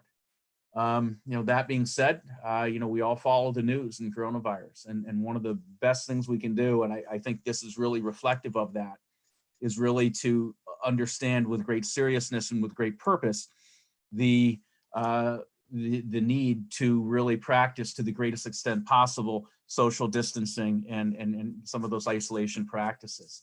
And while the world still has to go on, and there's vital people who are working each and every day out there, it's really important that we do our part. So by doing this, I want to applaud the board, because it's not the easiest thing to do. We understand that. But I think it's necessary for educational institutions to absolutely take a lead in every aspect of what we're trying to achieve here, and how we all understand our role. So that's my coronavirus update. If there's any questions, I'm happy to answer them. Rich, no questions, just a couple of comments. I just can't believe how quickly everything has progressed. When we met in our last board meeting, there were still a lot of hypotheticals around how we were going to ultimately respond to this, knowing full well that you had been preparing in the background for the eventuality that we might need to close, but not knowing if in fact we were going to, really need to do it. After that meeting, things progressed pretty quickly, and it was clear which way the numbers were going. But I look back just now to the message the board sent to our local elected leaders around asking them to make the decision to close all schools in Westchester as a precaution.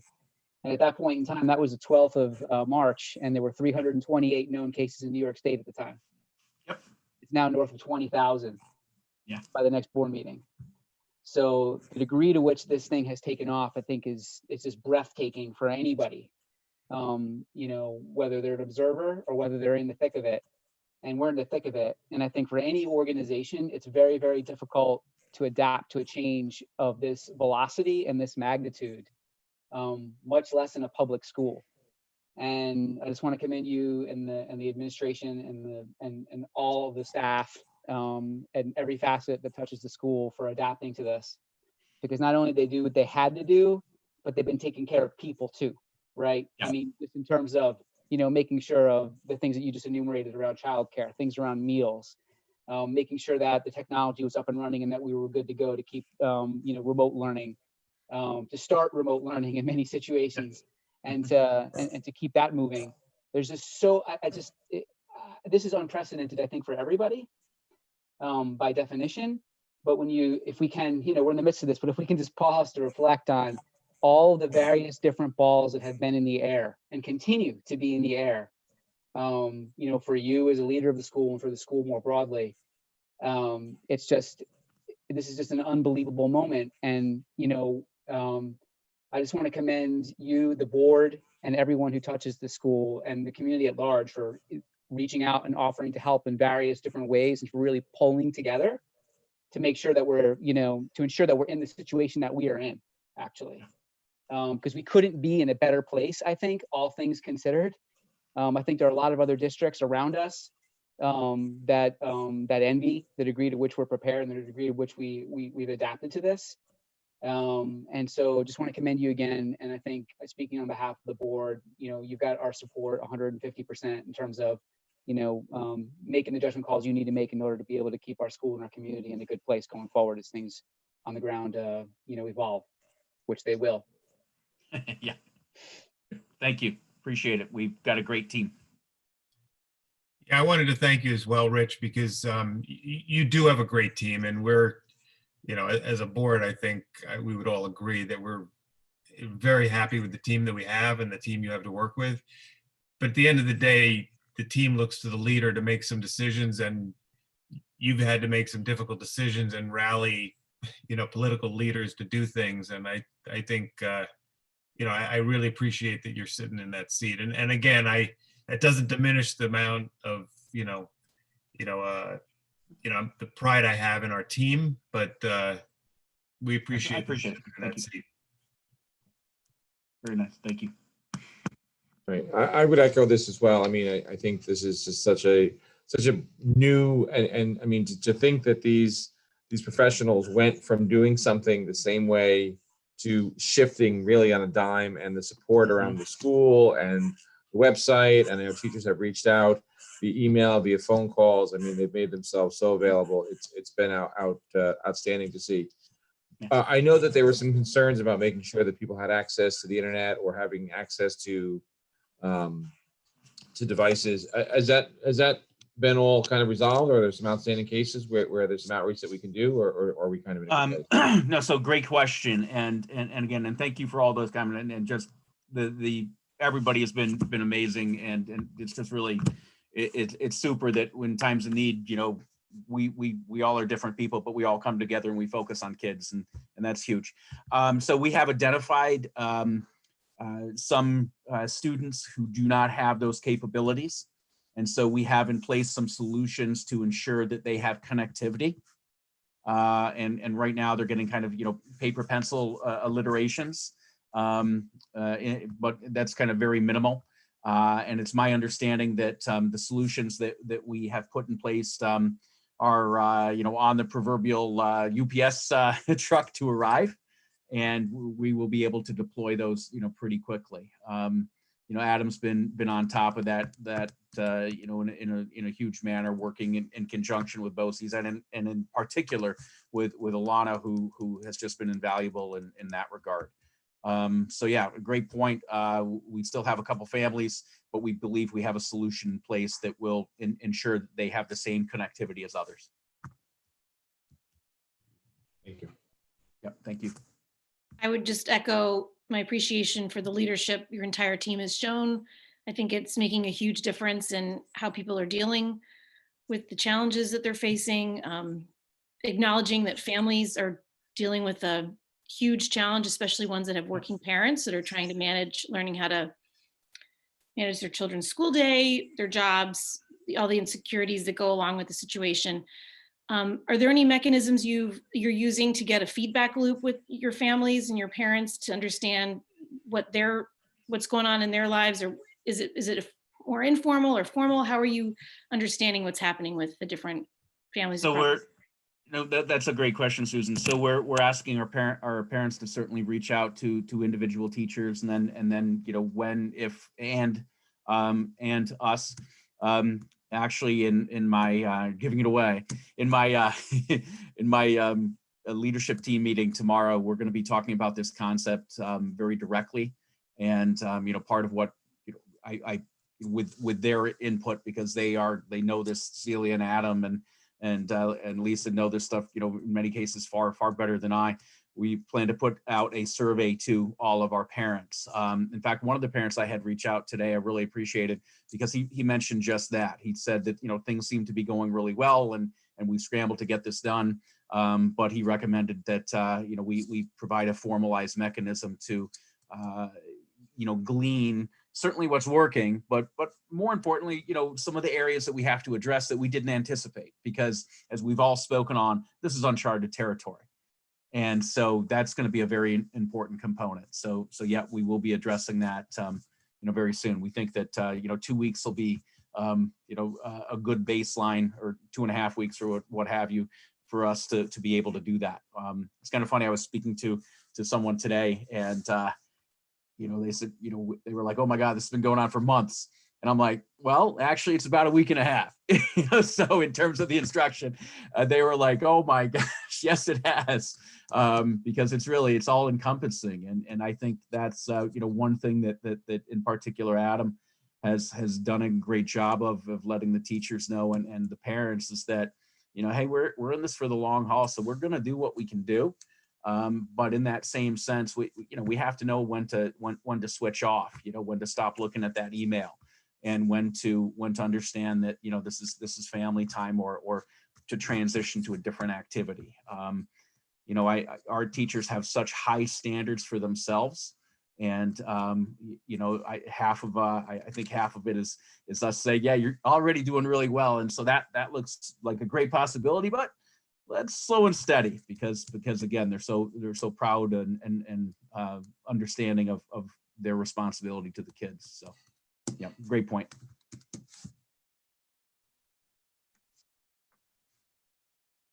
Anything further on this?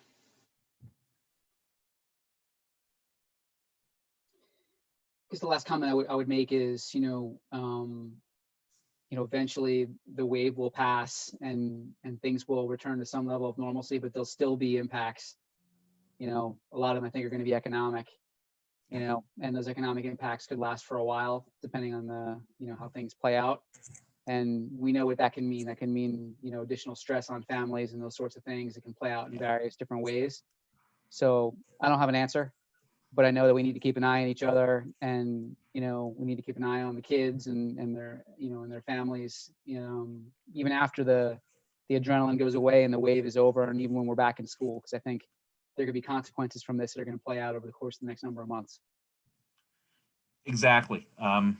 Yeah, and that's why, in addition, as well to, you know, the academic provisions, you know, we have the mental health provisions in place that we've done, and Celia's done a great job in helping in that regard, you know, for our students and families there, but also for ourselves as staff members, because there's a lot going on. So, you know, we're mindful of that. And yes, even when we do return, and we will, the reality is that the vibrations of this will spread into future years. Yep. Yeah. Thank you, Rich.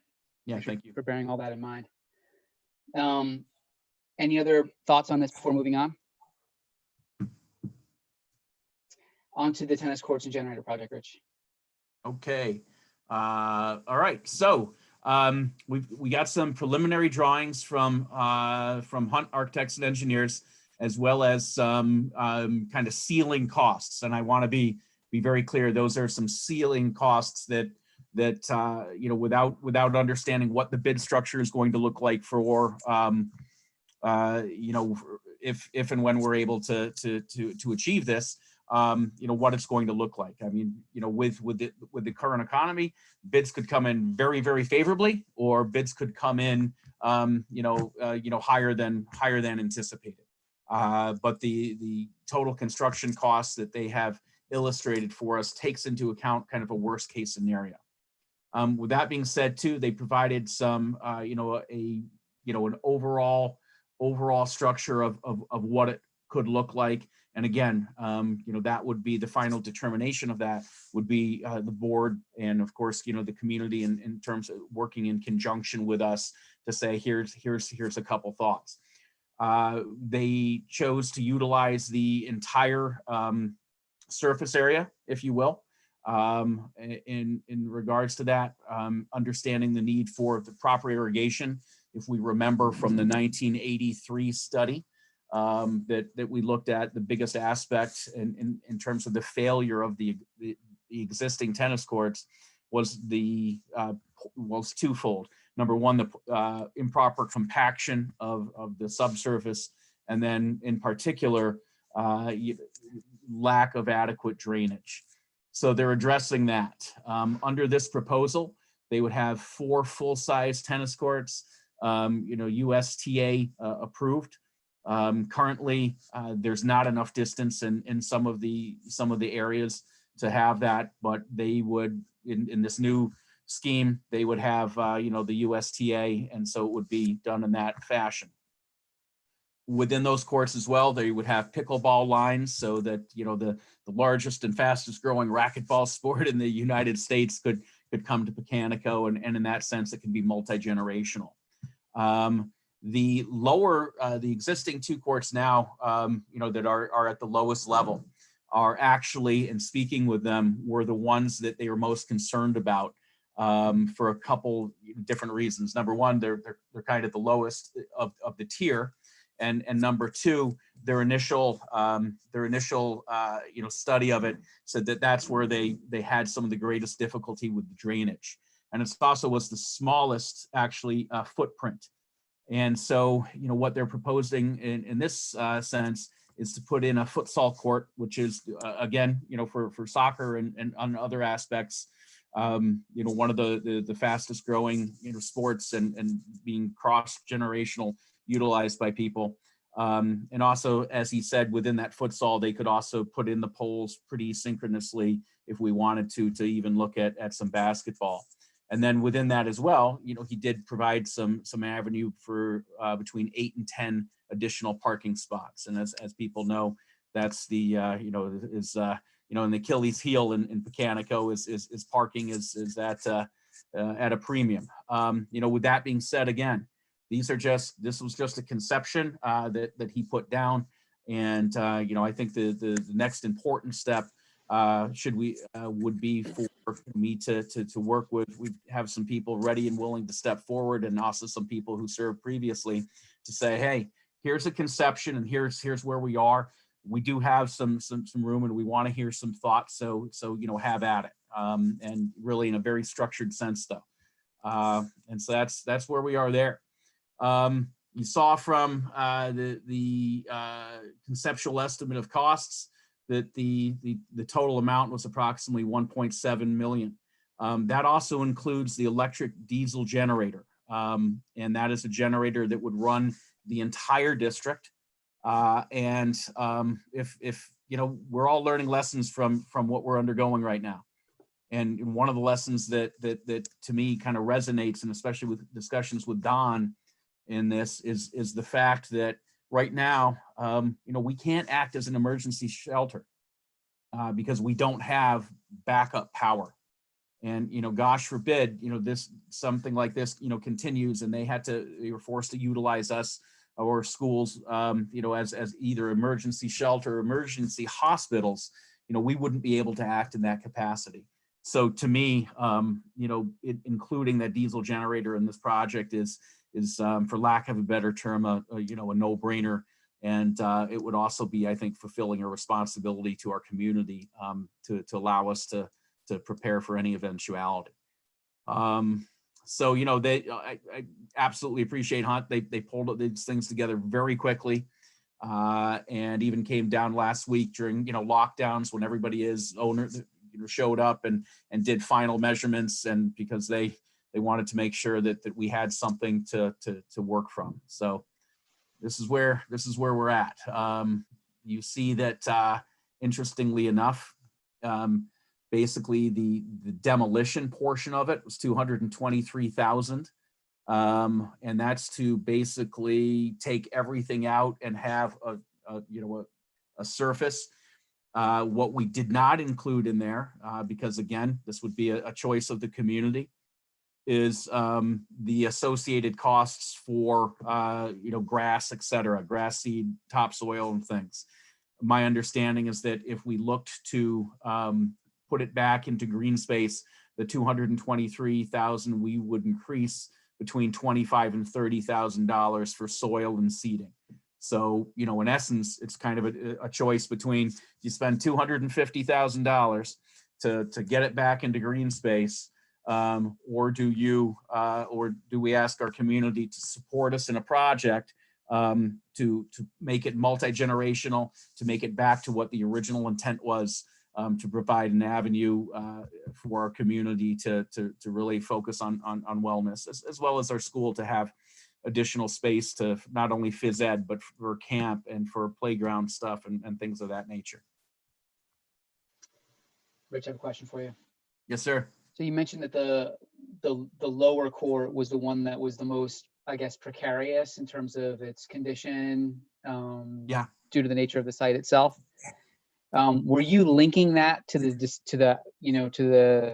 suggestion that it be converted into a futsal court, or was that just completely independent of the quality of the site?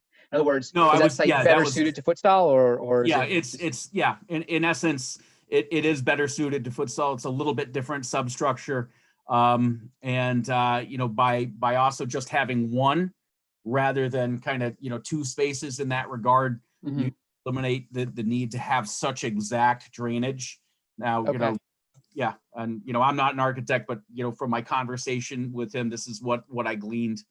The drainage for a parking lot is a little different from the necessary drainage for a tennis court and things, and especially since actually tennis courts not only flat, but they're actually kind of, they're just, I think it's 1 inch every, I don't know, like 25 feet or something. So, just to maintain the drainage. So, but yeah, I am linking the two. Okay. Yeah, a couple of comments. So I think, as you pointed out, Rich, of this number, almost 224,000 is work that we would likely choose to do no matter what. Right. It's the work because we don't want to leave it the way it is. Right. It's an eyesore and it's potentially dangerous. So I sort of look at that as separate.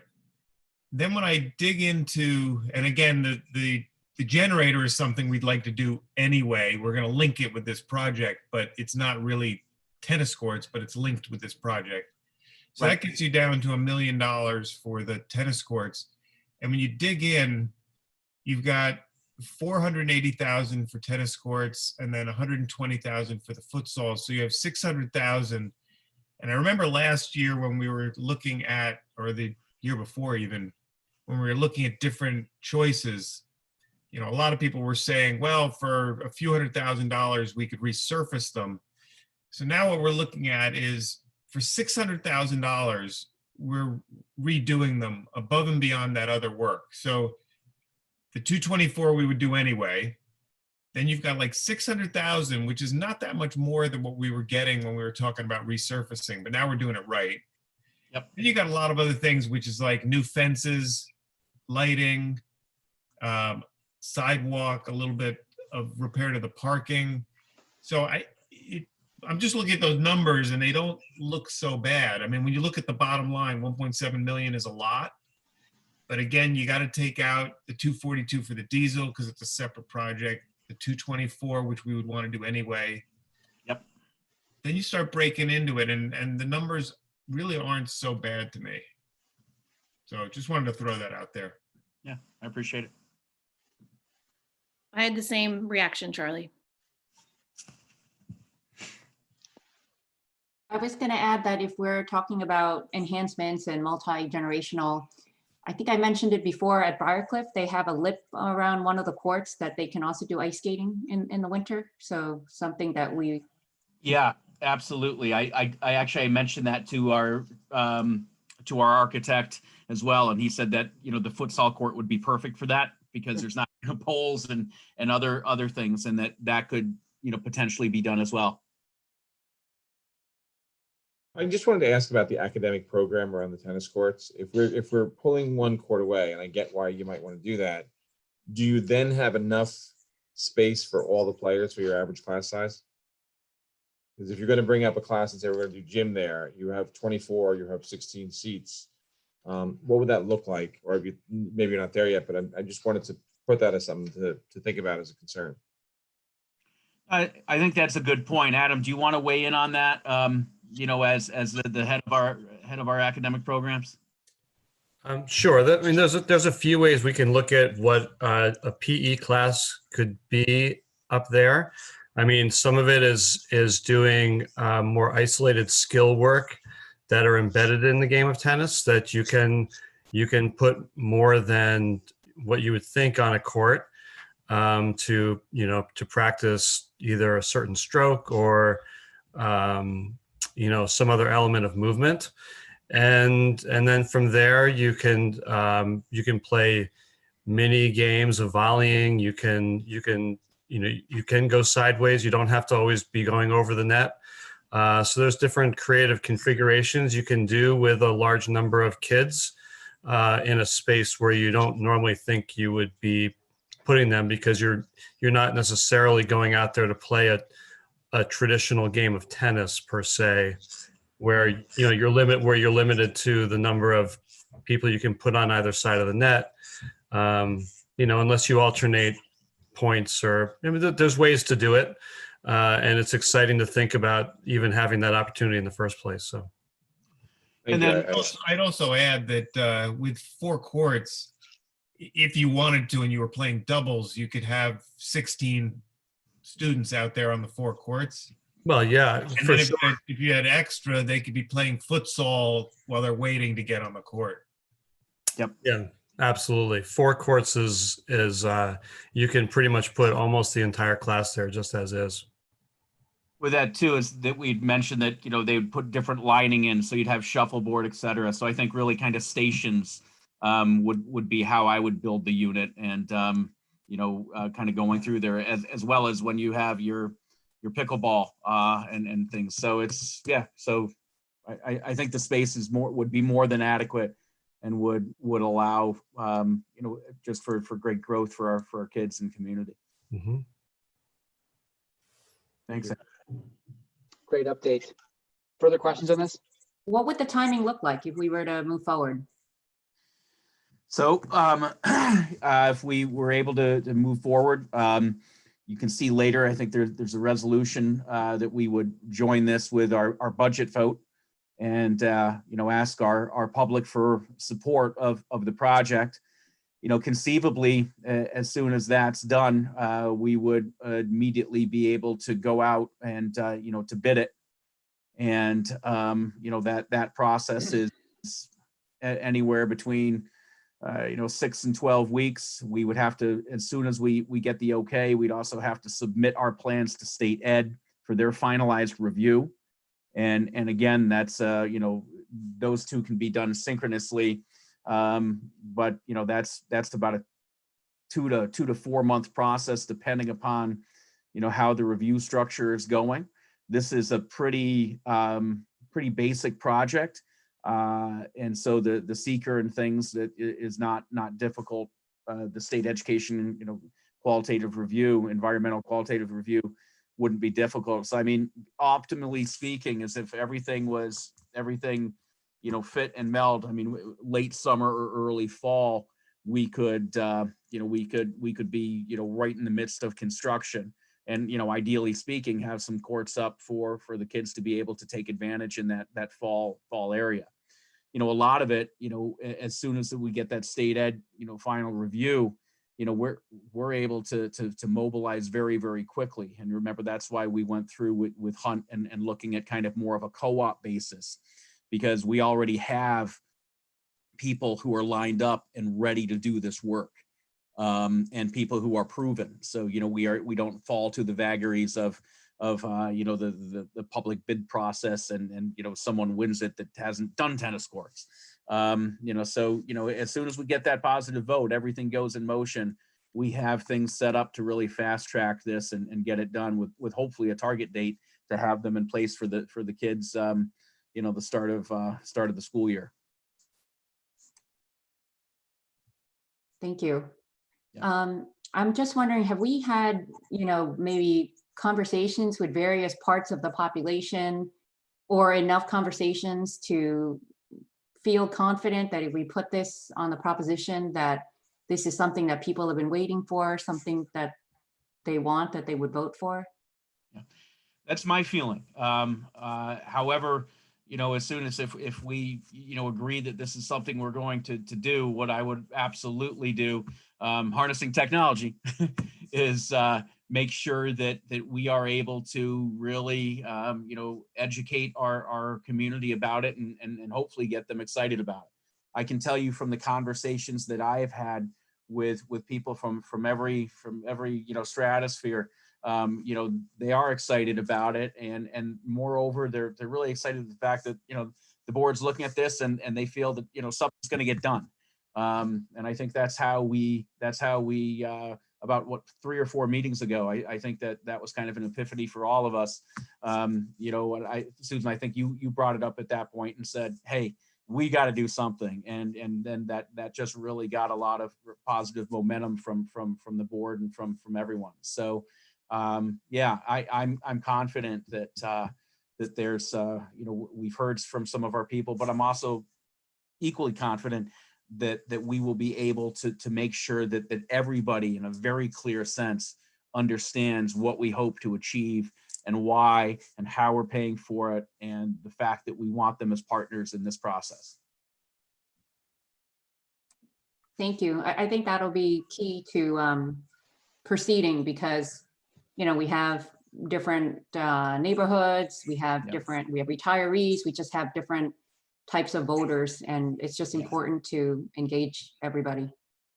It absolutely is. In fact, Hunt and I are already working on a brochure that explains some of the talking points and things, so that should we decide to go forward and take this to a vote, we'll be able to have lots of great literature that clearly explains what we want to do.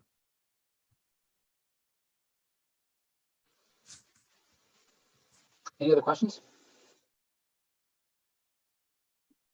Good update, Rich. On to bond rates. Okay, bond rates. I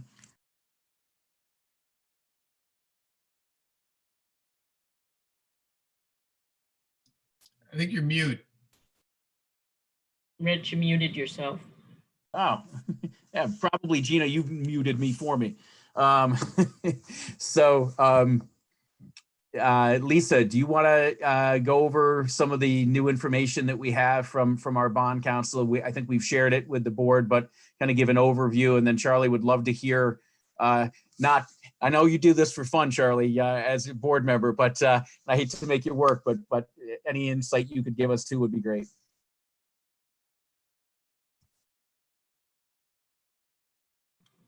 Unmute yourself, Lisa. Okay, so I had Gina put in your library what Chuck from Bernie Donegan had sent to us for a 2.5 and 2.7% refunding. And then he said that would have been about 490,000 over the life of the refunding, or $45,000 a year. Then just today, right before the meeting, he said that the market did better today, and that it was in the $550,000 range if we would do it over the life of $50,000 per year savings. But he also had said in the past that we might want to wait to see what the market does. So.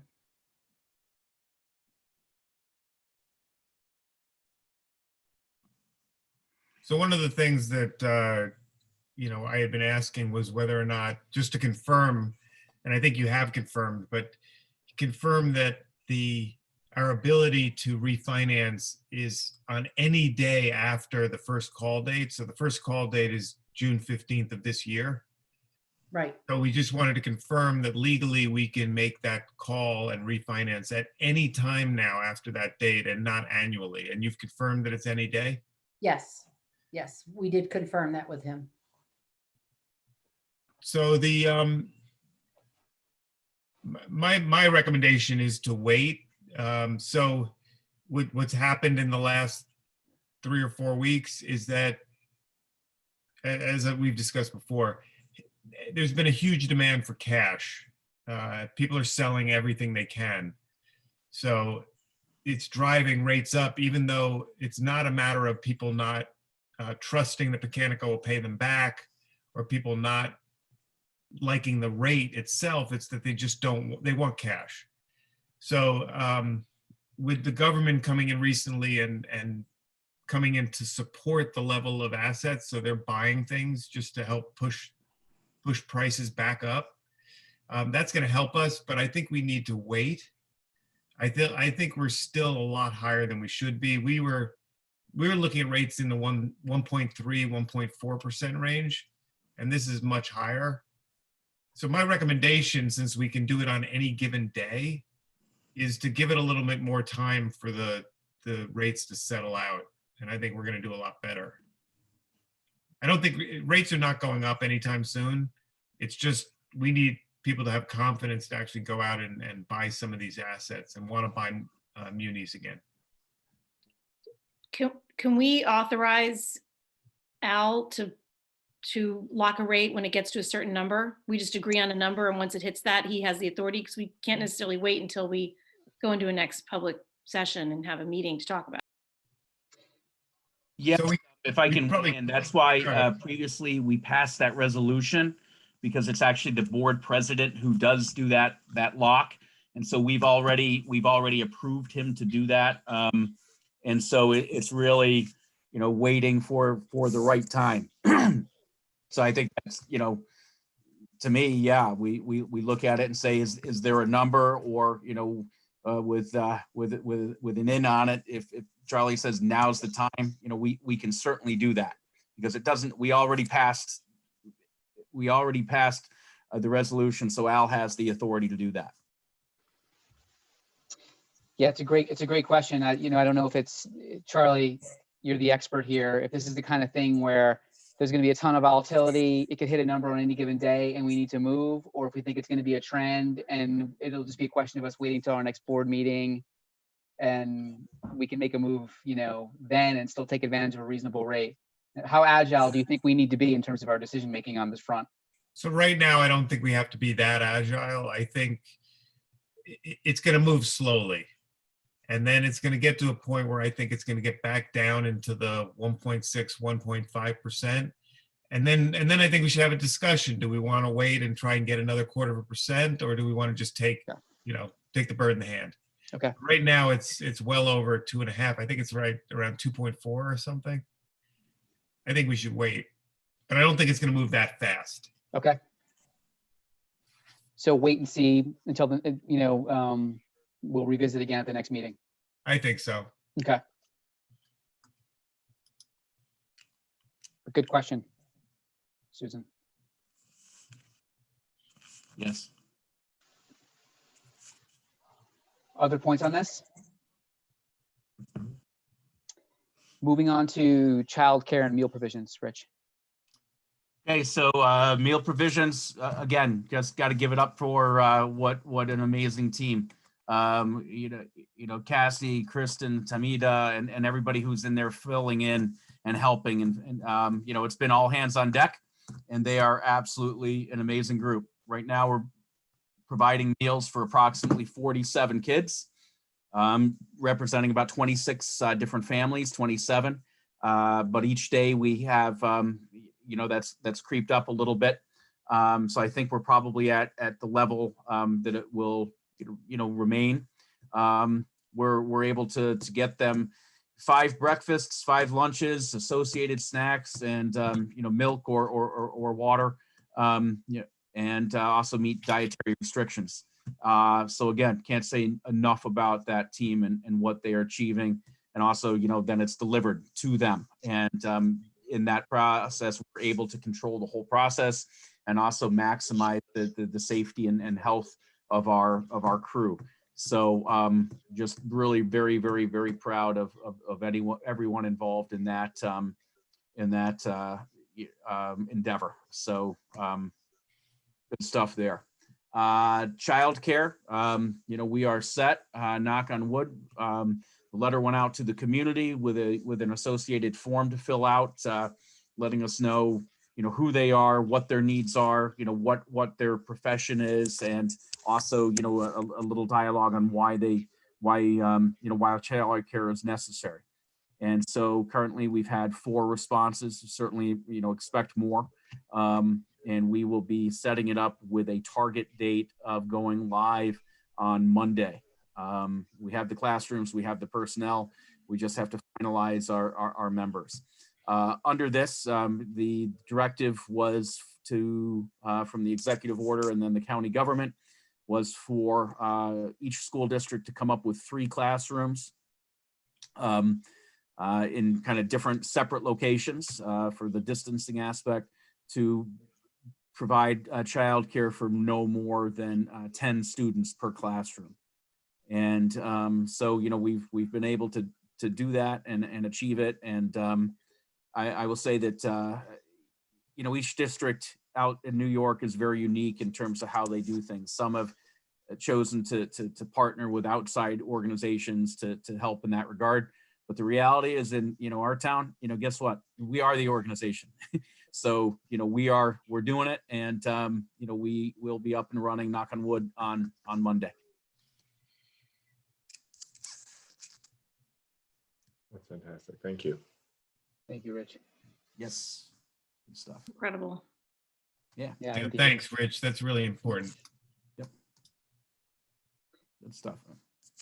moving on to the discussion of the budget and vote implications in the context of everything happening with coronavirus, et cetera. Well, we've put it, I think I forwarded to the board from the Lower Hudson, kind of some things that are out there right now. There's a lot of talk about the what ifs. You know, what if we're still not in school? What if we still have social distancing involved? How is it going to look for the vote? So the respective members have spoken about everything from doing it all absentee ballot, which would be very difficult to do and achieve, to pushing the vote back until June, to a mandate that would say, okay, you can, you know, your budget passes providing that it doesn't go above the tax cap, or your spending has to be at a level of it was last year. Again, these are all talking points. There has been no finalization as of yet, other than the fact that there's many people who are working at it, you know, daily. And in that regard too, you know, in the same sense, they've talked about the board seats and board positions, how that would look. And again, it's been the same discussion. You know, we can do it. We could do it in terms of absentee ballots. A board could have the opportunity to appoint someone. They could extend terms to lengthen terms to meet this until it's over, and then hold a special election, and everything in between. I will say that the ideas and change daily, but it is my understanding that we will be receiving some guidance on that fairly quickly.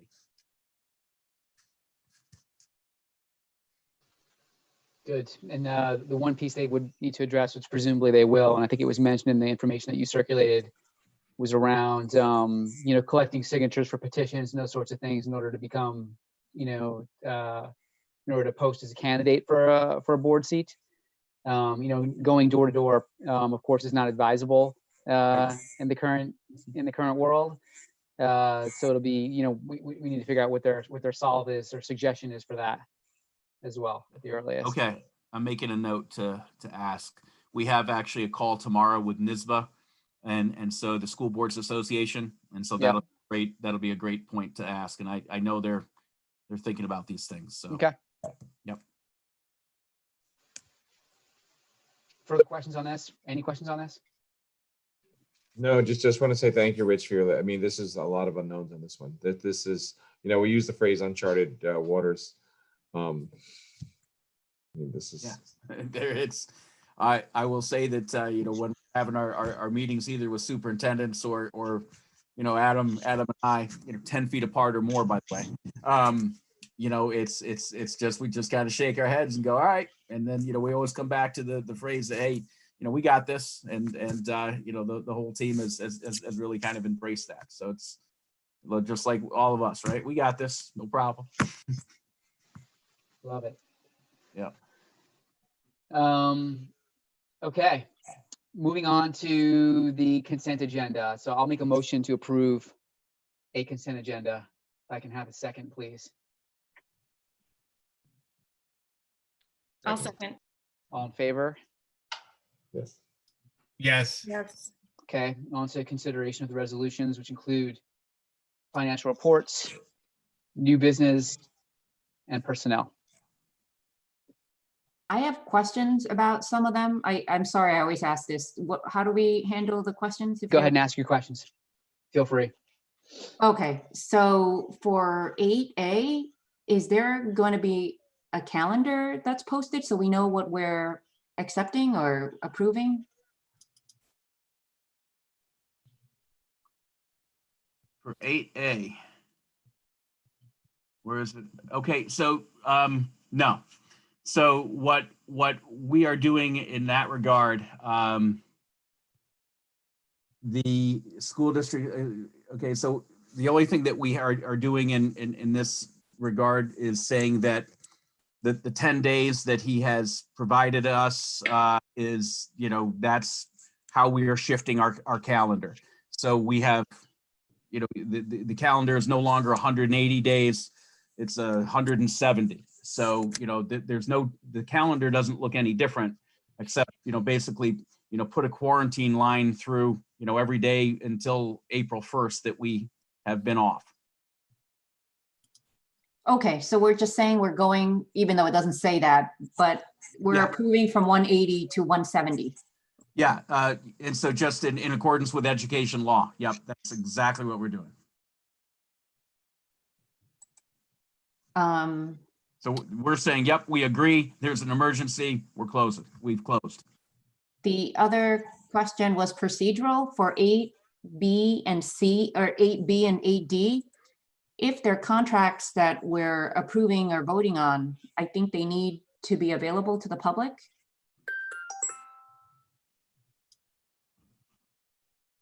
So which one are you speaking on? I think we said that they have to be available as soon after we vote as possible. I thought David said at the time of voting and during. That's if they're present in the room. Now, I don't know how we handle it right now because we're doing it on video. But if we were in the school doing a normal board meeting, then somebody who's present has to be able to request one, and we have to have one available to hand to them. I don't know how we handle it now because we're doing this meeting this way. But other than that, he said it doesn't have to be up on our website until after we vote. Because we discussed this, we might actually amend something or decide not to vote on it. We might vote against it. So we don't have to post it until we voted on it. This goes in the uncharted territory category, and I think it's a great question, but I think it's one we'll have to raise to David. Yeah, we certainly can. And remember, you know, in terms of, you know, 8B, you know, what that is that's the resolution allowing us to pay our hourly workers. And it's actually a memorandum of understanding. We're approving it as the board, but it just goes in with the contract.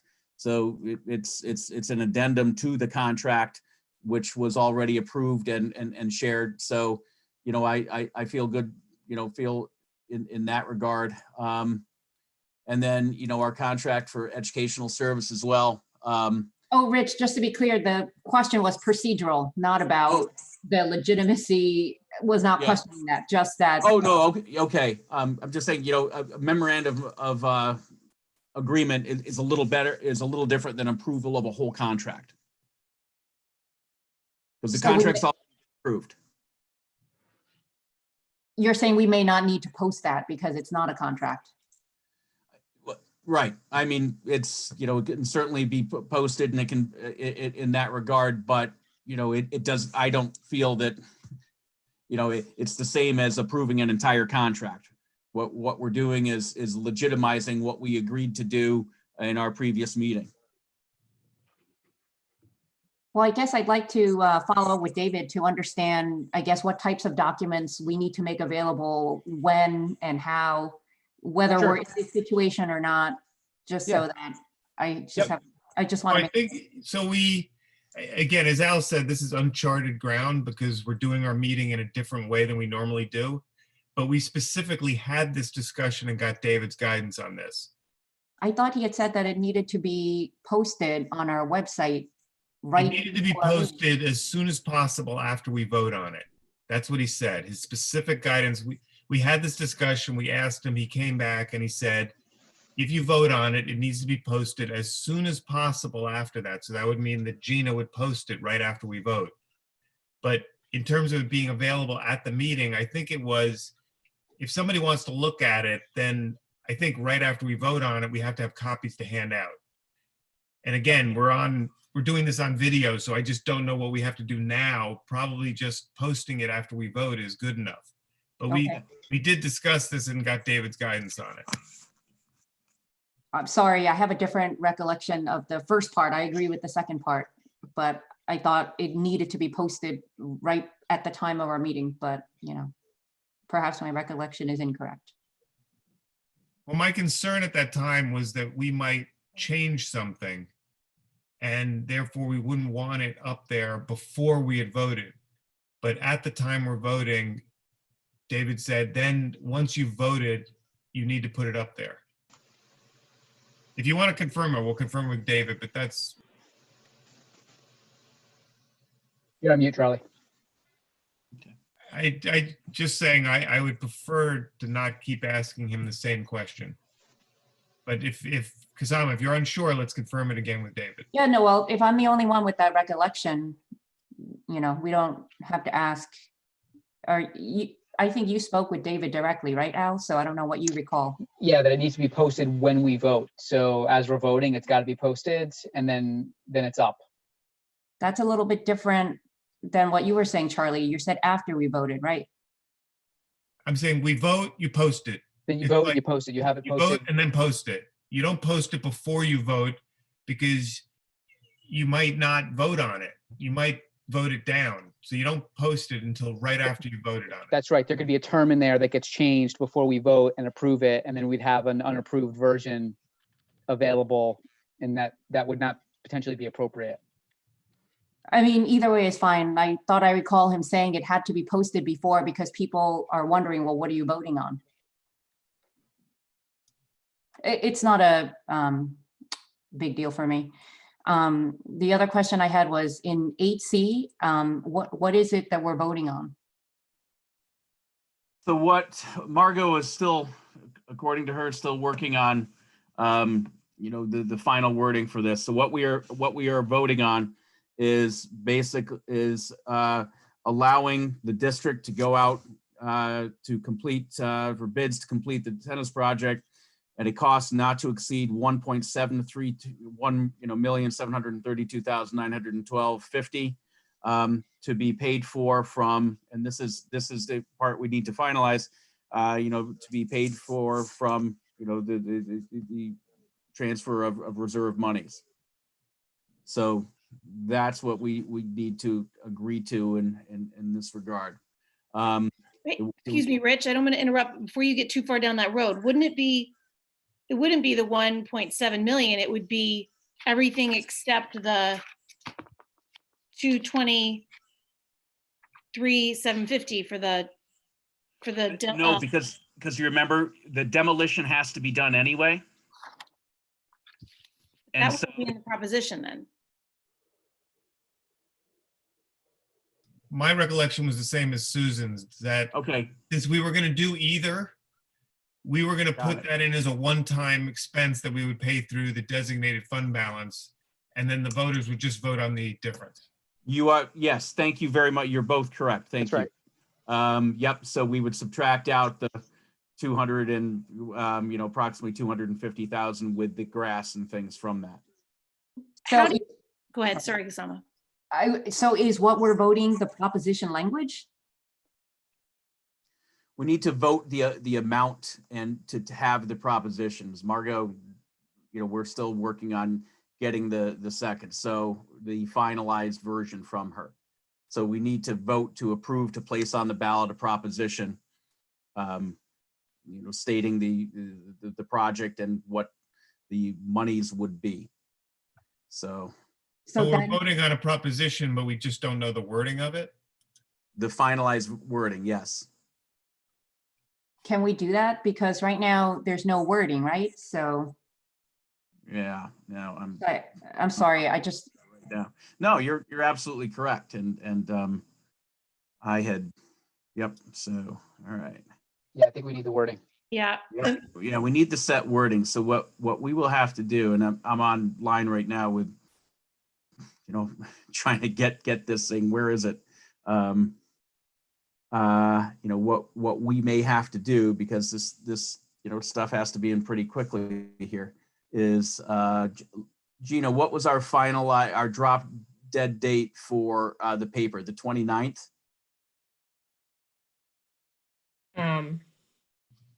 Because of what's going on with the coronavirus, I pulled the election notices. Margot had suggested that we don't post the first election notice on, it has to be April 2nd.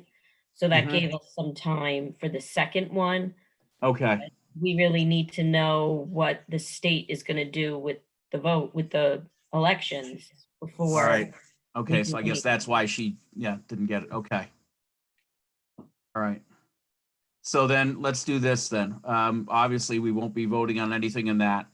I'll be working tomorrow with Margot on the specific wording and also what her thoughts are in regards to the timing of the vote. If we have to have that, if we have to have it in line with the second notice, then I think that would orient with our next meeting. Worst case scenario, it may be that we have to meet and advertise and have a special meeting just to pass the resolution itself. That's a lot easier with the video conferencing. Yeah, it is. So, so I'll work tomorrow morning with Margot on this. I didn't realize that point that you brought up, Gina. That's a good point, just in terms of the timing and what the state is doing in that regard. They would know better than I. And so we will finalize and communicate with the board tomorrow, where we are and what we have to do. Because if we have to pull a meeting together, as we said in this regard, we can advertise to our public and then have a meeting just to vote on the resolution, because that absolutely needs to be finalized. And especially in regards to pulling out demolition and green space monies. And what I can also do is have them add in the grass, the amount of money for the grass as well, because he has those figures. How do you want to treat the general conditions? Because I imagine those were calculated based on the entire project, not just the demolition, but I'm sure we would still have to do some bonding supervision. We still have to do all those things, but on a smaller scale, right? Yeah, I think it would be, I'll ask him. Well, that's a great question. So I will ask Hunt tomorrow to put a separate proposition. It's the wrong term. A separate outline of what the green space costs are, inclusive of bonding, supervision, et cetera. Okay, thank you. Yeah, no, thank you. That's a great thought. So for the time being, we're tabling 8C. Yes. Do we Yep. have to motion to take that out? Or No, I take- can just take it out and then we'll vote as amended. Okay, But before we do that, just as a, if they do decide to move the vote to June, they'll be pushing back the dates, the 4 dates that it would have to go into the newspaper. So we could possibly do this proposition approval at the next board meeting, because we would have enough time. Okay. So it just depends on what the state comes back with, and hopefully by the end of this week, we'll know something. Okay, great. That's a good point, Please keep Gina. us And posted. Good call. knowing David and Margot, I think that's probably what they had in mind as well. So, because they're right on top of this. Good. Other questions?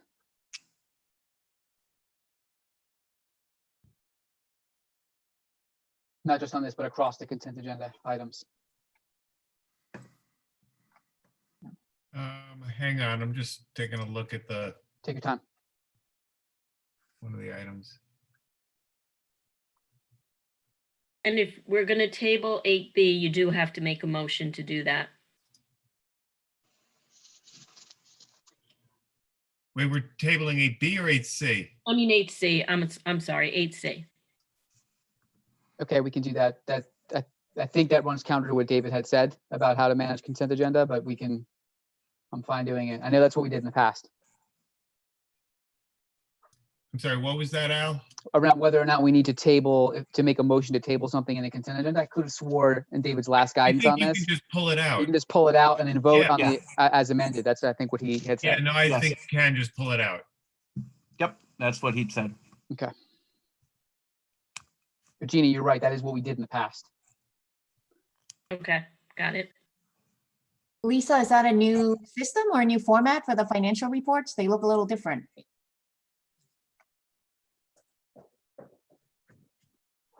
You're muted.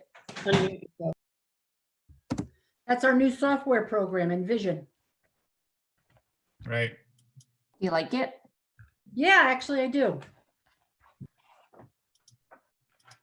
Yeah, actually, Lisa, on the reports, as a result of the coronavirus and how things have changed, do you have any idea of the high level impact to our fund balance at the end of the year? Is it going to be more or less as a result of this? Actually, I think it'll probably be more. The fund balance will be higher. Yes. Yeah, no, I thought it might. Yeah. So when will you be able to give us an idea, an update on our projected fund balance?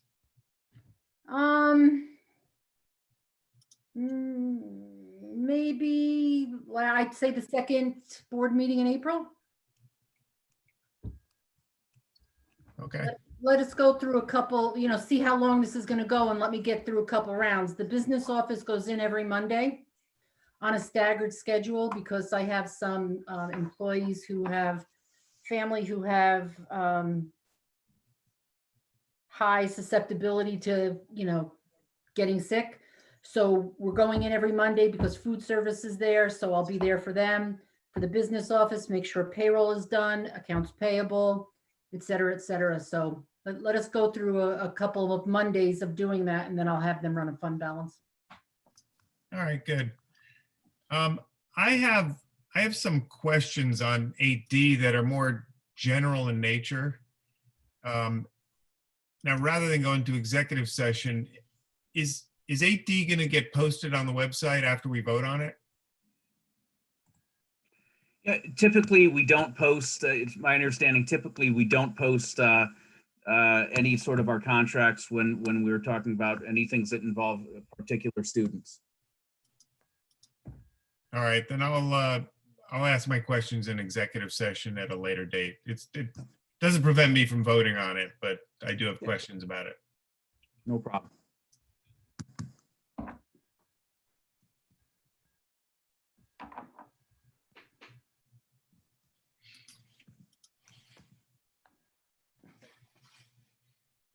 You're muted, Al. Thanks. Other questions?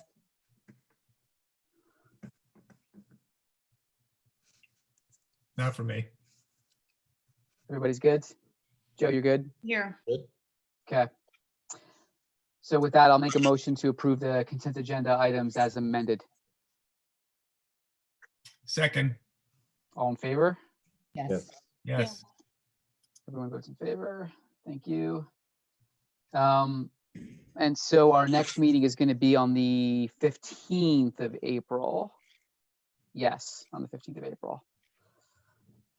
And with that, if there's no further comments. Sorry, Al, questions? quick Yeah, question. please. I just wanted to confirm, sorry, not Al, Lisa and Rich, we did submit our call for the small bond, right? Yes. Okay. All right, thanks. Al, can I just make one comment? Of course. You see that we appointed for a food service helper, Clyde Ripka. Clyde is Kristen's husband. Kristen Ripka, our associate chef, our assistant chef. Just really lucky to have someone like that. He runs his own catering business, and when he heard that there was a need, he volunteered, or Kristen made him volunteer. But regardless, he's just amazing, and just it again just shows how everybody's pulling together. Thanks for that insight, Rich. Can I just add, I'm sure everybody on the board would agree with me on this, that we've got, the next board meeting's not till for 3 more weeks, and we've seen how quickly things changed in the last 10 days. So if you need us to convene for any reason, Rich, I think any of us would be happy to be Thank you. here to talk about anything we needed to talk about in public, because 3 weeks seems like an eternity right now. And the commute's gotten a lot better, so. Yeah. I mean, you and Charlie are already at the school, so, and it's sunny, and so, and there's leaves. And the sun never sets. It's Right, always yeah, sunny in that's- Pecanico. It's near- Not at Pecanico, right? That's beautiful. You know, and that's a good point. And I appreciate that, Susan, because there's so much going on. Like, we don't know about camp right now, right? And we're hoping that everything's back to normal, but you know, that's a reality. We're looking at the pool. We're looking about how we can still make sure we have these things. So your support is appreciated, and you know, I've communicated that to every member of our staff and community, just that how we're working synchronously and how you're behind us. So thank you, appreciate it. It's a great point, Susan. The world we're in, a week is an eternity. So, you know, Yes. what's 3 weeks, you know, Yeah. in that case. It's like dog years, right? Yeah, exactly. Anything further? No, thanks, Al. Okay. Good. With that, I'll make a motion to adjourn the public session. Wait, I noticed that personnel is not in the consent agenda, so we need to vote on that separately. It was just a typo. I added it back in. I don't think you could see it though. It is on my, It is there. in my view, it is in consent. Okay, I don't. Yeah, see mine it. too. Okay. So with that, thanks for flagging that if that were a concern, but it appears it's not, Kasama. I'll make a motion to adjourn the public session. Second. Second, All in favor? yes. Yes. Guys, this went off without a hitch. Gina, thank you for pulling this Yeah, together thank you, in Gina. the way that you did. This worked flawlessly. Thanks again. Thanks, everybody. Have a great night. Adam Celia, thanks for stopping in. Yep. Thank Thank you you. for joining us. Yeah, thanks, guys. Take care. Night. Stay safe. Be well. Thank you all. Stay Bye. safe, guys. Sure.